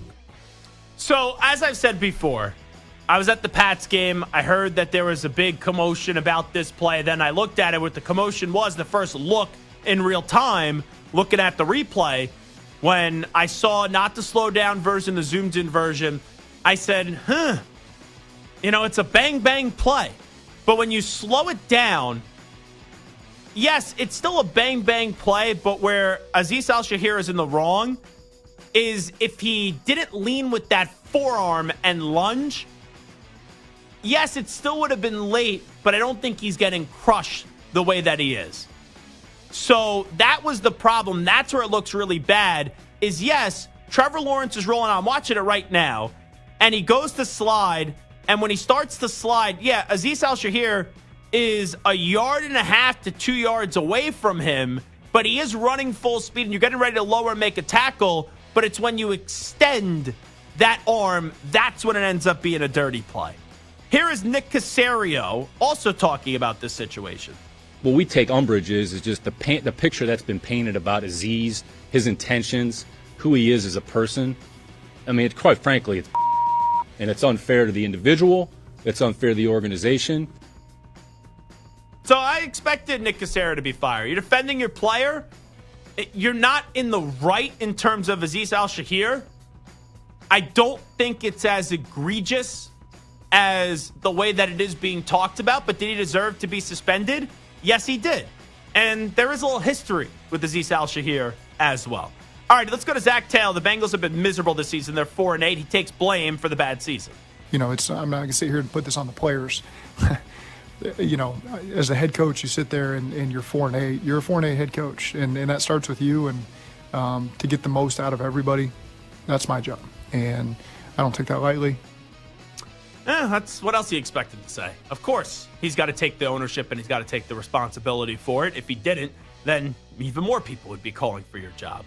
Let's go to Fran Brown, the coach of the Syracuse Orange. He was on the Jim Rome Show, our very own Jim Rome Show, right here on the Infinity Sports Network. And he said Kyle McCord proved Buckeyes fans wrong this year. It was kind of put out as if he was the reason. So, I guess after watching him win this weekend, and I don't know what happened that piece of, you're seeing the same results again. You can't blame Kyle, correct? So I'm happy that Kyle was able to go and clear his name, come here and show that he's a good quarterback. I got ridiculed for stating that I wanted to send Ryan Day a bottle of champagne, where I wasn't being disrespectful. I was just saying, this guy's the real deal, and you guys let him come here. Like, great, thank you. I still owe him. I should send him some more. Just send him a case, not even a bottle. Excuse my language, but just extremely excited and thankful for Kyle. I love that more and more people are starting to know who Fran Brown is. When he was a young up-and-coming coach at Temple, we would have a lot of long conversations. And, man, that's a dude with a ton of personality. He's awesome. I'm happy for his success. And he's right. You know, even I was someone last year that I said after the Notre Dame game where they won that Kyle McCord was not going to beat Michigan. But there's been other quarterbacks to play in this game, and the last 4 times they've not been able to beat Michigan. They had C.J. Stroud there. You know, and I thought they could have got Cam Ward this offseason. They ended up going with Will Howard. And you change offensive play callers, too. Right? They brought in Chip Kelly. But Ryan Day just does not run a team that can beat Michigan right now. And Ryan Day tried to have a game plan with Chip Kelly that was going to be, let's try to win it the way that Michigan has won it the last few years. Run. And you would attack their 2 best defensive players that were on the field on Saturday. With Will Johnson out, you decided to attack Mason Graham and Kenneth Grant. Stupid. Just absolute stupid decision-making. All right, let's go to Carson Beck. We know Georgia is in the SEC championship game. They were in that SEC championship game. They found a way to come back and beat Georgia Tech on Friday night. Then on Saturday, you knew that the winner of Texas A&M would be in the conference title game. You think, all right, Carson Beck is going to be doing some watching of that to see who's going to win and who they're going to play. Carson Beck, did you watch Texas against Texas A&M on Saturday? I don't watch football, so I know that sounds kind of crazy, but no, I don't really enjoy watching football. It's not fun for me. I watch film, so, like, I'll explain for a second what I mean by that. Like, so if I watch that game, like, I'm not just going to be able to sit there and enjoy it. I'm going to stress myself out the whole entire time. I'm watching the defense. I'm like, okay, why this coverage on this down? I'm like, well, why did he throw it there against this coverage? Like, you know, and, I mean, but you can learn from watching it. But, no, it's stressful for me because I don't ever give myself a break whenever it comes to football. But, nah, I mean, I've watched the film back, obviously, now afterwards, knowing that we're going to be playing Texas in the SEC championship. There's a lot of red flags this year with Carson Beck. We've seen on the play and then on the film and on the field where he's not performed up to par. And then also you hear an answer like that. All right, you say you watch film, but you don't like watching football. Why would you even admit that? And let's just say this. I don't know if these are true or not. There's some interesting Snapchats going around social media today about Carson Beck and things that he has sent in the past. I'll just leave it at that. But judging what he does on the field this year, I've now been out for 2 months on Carson Beck as a franchise quarterback in the NFL. Let's go to Kalen DeBoer, friend of the show, also the head football coach at Alabama. This courtesy of ESPN. Hey, Kalen DeBoer, you guys deserve, even with 3 losses to go, to the college football playoff. The wins we have and the week-to-week schedule that we play here in the SEC, I think it's undeniable of what that all is. I think very deserving that, you know, with what we did, you know, that we're one of those 12 teams. I've been a part of championship teams and know what that looks like and the physicality that we have, the explosiveness we have. We have a defense that one of the best in the country. And, you know, we're great in critical situations. So just feel like we have all that makeup of being not just a top 12 team, but a team that could win it all. What else do you expect him to say? I see the Gamecocks are also advocating today on social media. Lane Kiffin has done it as well in terms of why they should make the college football playoff. There's a race for a 4th SEC team. I think Alabama would be the 4th SEC team that gets in it. There's an opportunity to get in, but I would expect Kalen DeBoer to say those things. I would expect Shane Beamer to say those things. And I would expect also Lane Kiffin to say those things as well. Of course, you're going to try to be an advocate for your school. Let's go to Dabo Sweeney. Could Clemson, we don't even know they're going to make the college football playoff. The ACC championship game, they got to win to get in. But Dabo Sweeney, do you believe your team could end up winning a national championship this year? Why not? Like, why not? I mean, it's just football. We got a bunch of good football players. All you got to do is win the game you're playing. Why not? I mean, somebody's going to win it, you know? And you know, we fortunate enough to win this game. You get a ticket to Willy Wonka's factory, right? You get to go. You know, on the magic elevator, you know, and you get to be in the tournament. Anything can happen. Anything can happen. I think we were the first 15-0 team, national championship team. Maybe we could be the first 3-loss team. Boy, that would upset some people. God, y'all would have to take a bunch of stuff back that y'all say every day. That would really disappoint some people. But why not? Why not? I have no problem with what he said, but I would respond with, this is why Clemson can't win a national championship this year. South Carolina, you just play them. They may not even make the playoff. You lost to them. Lenora Sellers was excellent running the football in that game. And then you played Georgia in week 1, and Georgia's had their flaws this year. You lost to them 34-3. Outside of that, what did you really do? You beat NC State, Florida State. Oh, Louisville's okay. Oh, you lost to Louisville. You beat Pitt. You beat Virginia Tech. You beat the Citadel 51-14. Now you win this game. It's a good season. You won the ACC championship. But Dabo is no longer a national championship contender. He's just a contender to win his conference. All right, do me a favor. Fade down the music here because I have 2 more audio clips, but I got to get Ack's opinions on these 2 clips. So let me play Rob Manfred, the commissioner of Major League Baseball. This is from October 20th, but it started to pick up momentum this past week. This is on the Varsity Podcast, and this is Rob Manfred floating out the idea of having a golden at-bat in Major League Baseball. There are a variety of things that are being talked about out there. One of them, there was a little buzz around at an owners meeting, was the idea of a golden at-bat. That is, putting your best player out there out of order at a particular point in the game. That rule and things like that are in the conversation-only stage right now. So, Ack, I know that you are a huge baseball fan. Would you want to see this golden at-bat? There's a lot of ambiguity, but you could, at one point in a game, I think when any time a team would be trailing, you are able to just bat out of order for one player one time in a game. Like, let's say it's the bottom of the 9th, you're trailing 3-2, Yankees, Dodgers in the World Series. 7, 8, 9 are the hitters for the Dodgers, 2 outs, and you could just say, we're going to put Shohei Ohtani up. That's the dumbest thing I've ever heard. Explain why. All right. Well, number one, if we're going to do that, then why don't you just get, let's say, the Yankees want Garrett Cole to face a batter. Why stop there? But the other, or maybe even a mulligan where the Yankees, if they can't field the ball properly in the World Series, they go up. We're just going to take that play away. We'll do over. But here's one of the biggest things I have the problem with that as far as anything goes. Let's just say you want to take Shohei Ohtani. So the Dodgers' 9th place hitter is up. Mm-hmm. And the Dodgers say, we're going to use it right now on Shohei Ohtani. And Shohei Ohtani triples. Not out of the realm of possibility. Then what happens when Shohei Ohtani comes up next? Because he's the leadoff hitter. He's not only the leadoff, so you need a pinch runner. Or does the 9th place batter just go to third? But then now Shohei Ohtani's gassed because he just hit a triple the at-bat before. And then how many times did you see, right, in the postseason this year, maybe Ohtani gets out, would you then bat him next? And look how many good moments Mookie Betts and Freddie Freeman gave us. Like, with Freeman playing with, he was great, World Series MVP.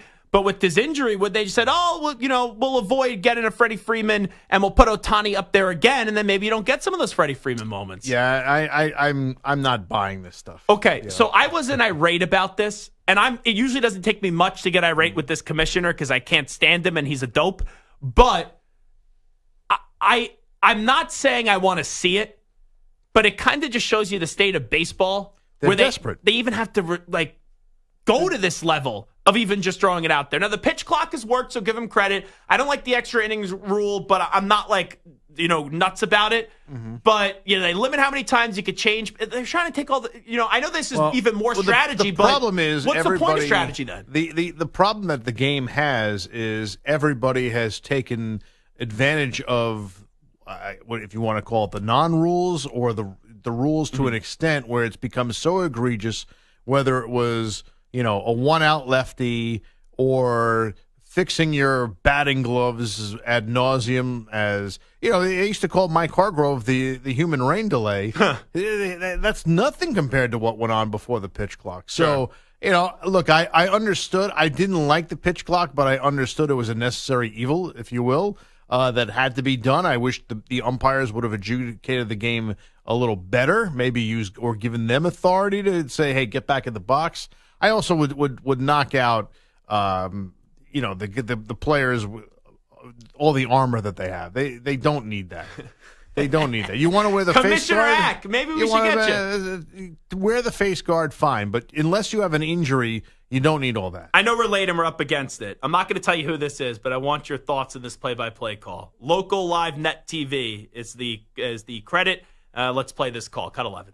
Carbuccia gets the screen from Ratliff. Carbuccia driving, finds Ratliff, free throw line, Jay, yes! Clock continues to run. Panthers have one final chance. Here's Kennedy. Kennedy with 5. Step back, Jay. Yes! It's a high school game. Oh, Archbishop Josiah Stepinac. Kennedy! Nice! I don't know who they played, though. St. Francis. St. Francis Prep? That I'm not sure. Do you know who's doing the play-by-play there? It's a stream, too, so it's not radio, yes. to be clear. So it's a high school. So is it a high school student? No. Someone that works here.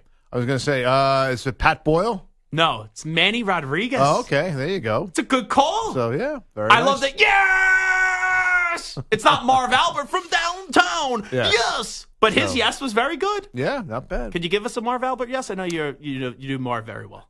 Here's Jordan. Yes. Love that. Or actually, it was more like in later years. It was, yes. Here is Jordan. Yes. it would be stretched out a little more. There would be a pregnant pause there. So. Scale of 1 to 10. How do you rate the Manny Rodriguez call? You know, I give him a 10 for excitement. Oh, you go. How can you give a 10? What happens if you're a better call? So, what are you gonna? He made the call. That's the call. 9.3, I would say, for Manny Rodriguez. It's a solid call. Nicely done. All right. Sounds a little like is it John Butler? John Butler was who used to do the Bills, who recently retired. Is it? I think it is John Butler. Yeah, it was John. Murphy. John Murphy. Yes. Yeah. So there you go. Manny Rodriguez. Jeez, that was some call there. He was really excited there on the yes. You like that? How I got Stepinac, huh? Yeah. Very good job, Eddie. Good job, Eddie. Very nice. All righty, we will take our final break of the day. Update. Here is Zach.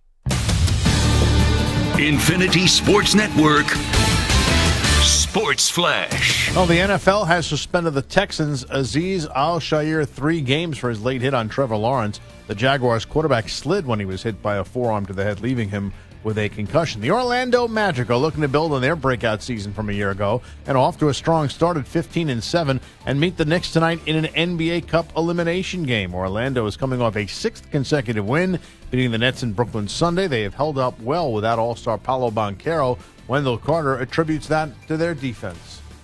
We're all NBA players for a reason. We're all talented. We're going to have our hot nights, we're going to have our off nights, but defense is something that we can hang our hat on, and it travels. Every arena you go to, you may not like the rims, you may not like whatever the case may be, but defensively, you can control that, every game. So that's something we hang our hat on there. Whatever happens on the offensive end happens.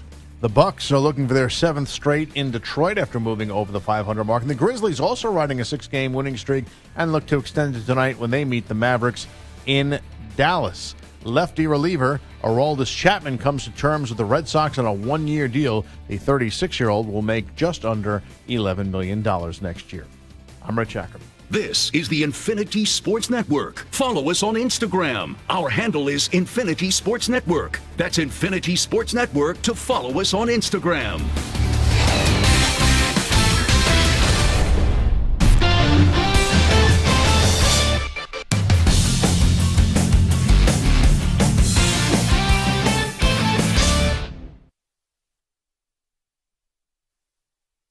You're in a 5-minute break.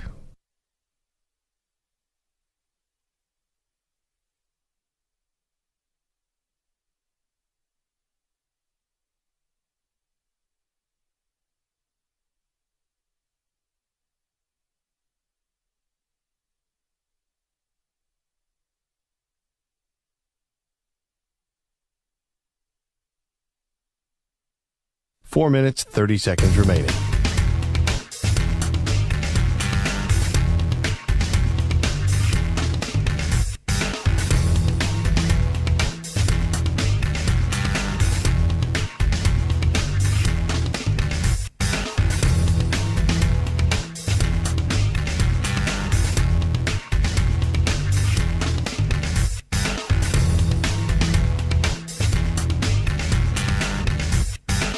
Four minutes remaining.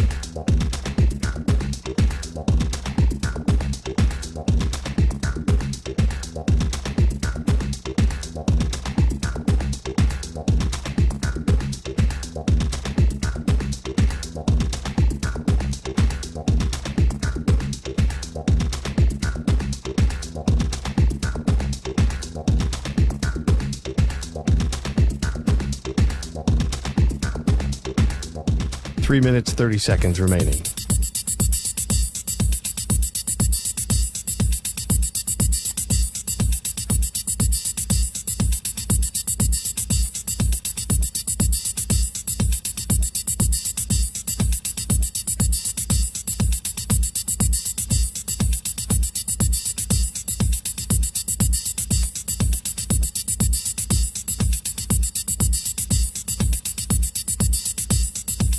Three minutes remaining.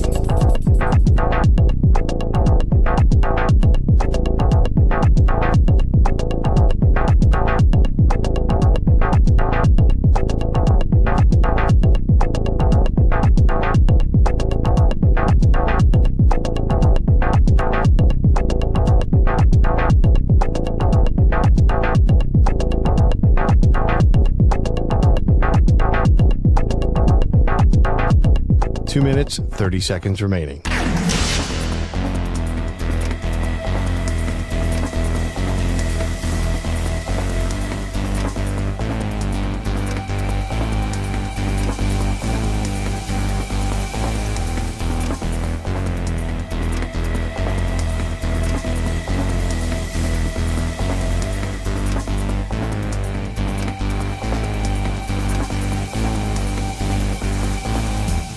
Two minutes remaining.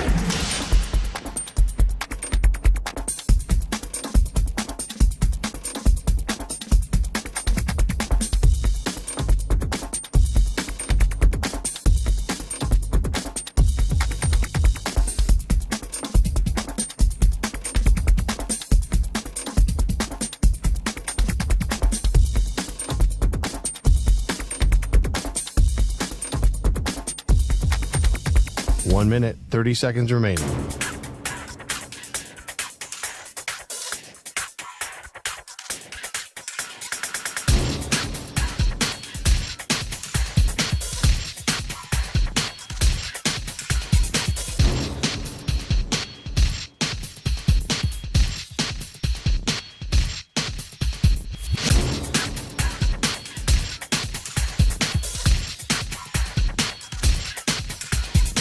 One minute remaining.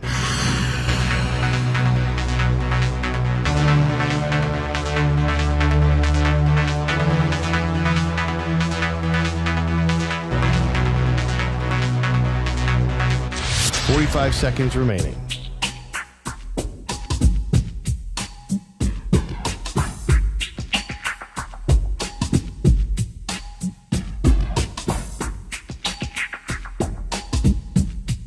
Thirty seconds remaining.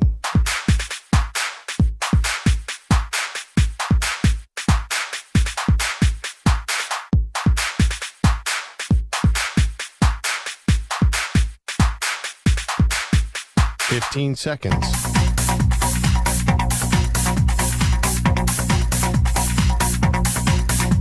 Break ends in 5 seconds.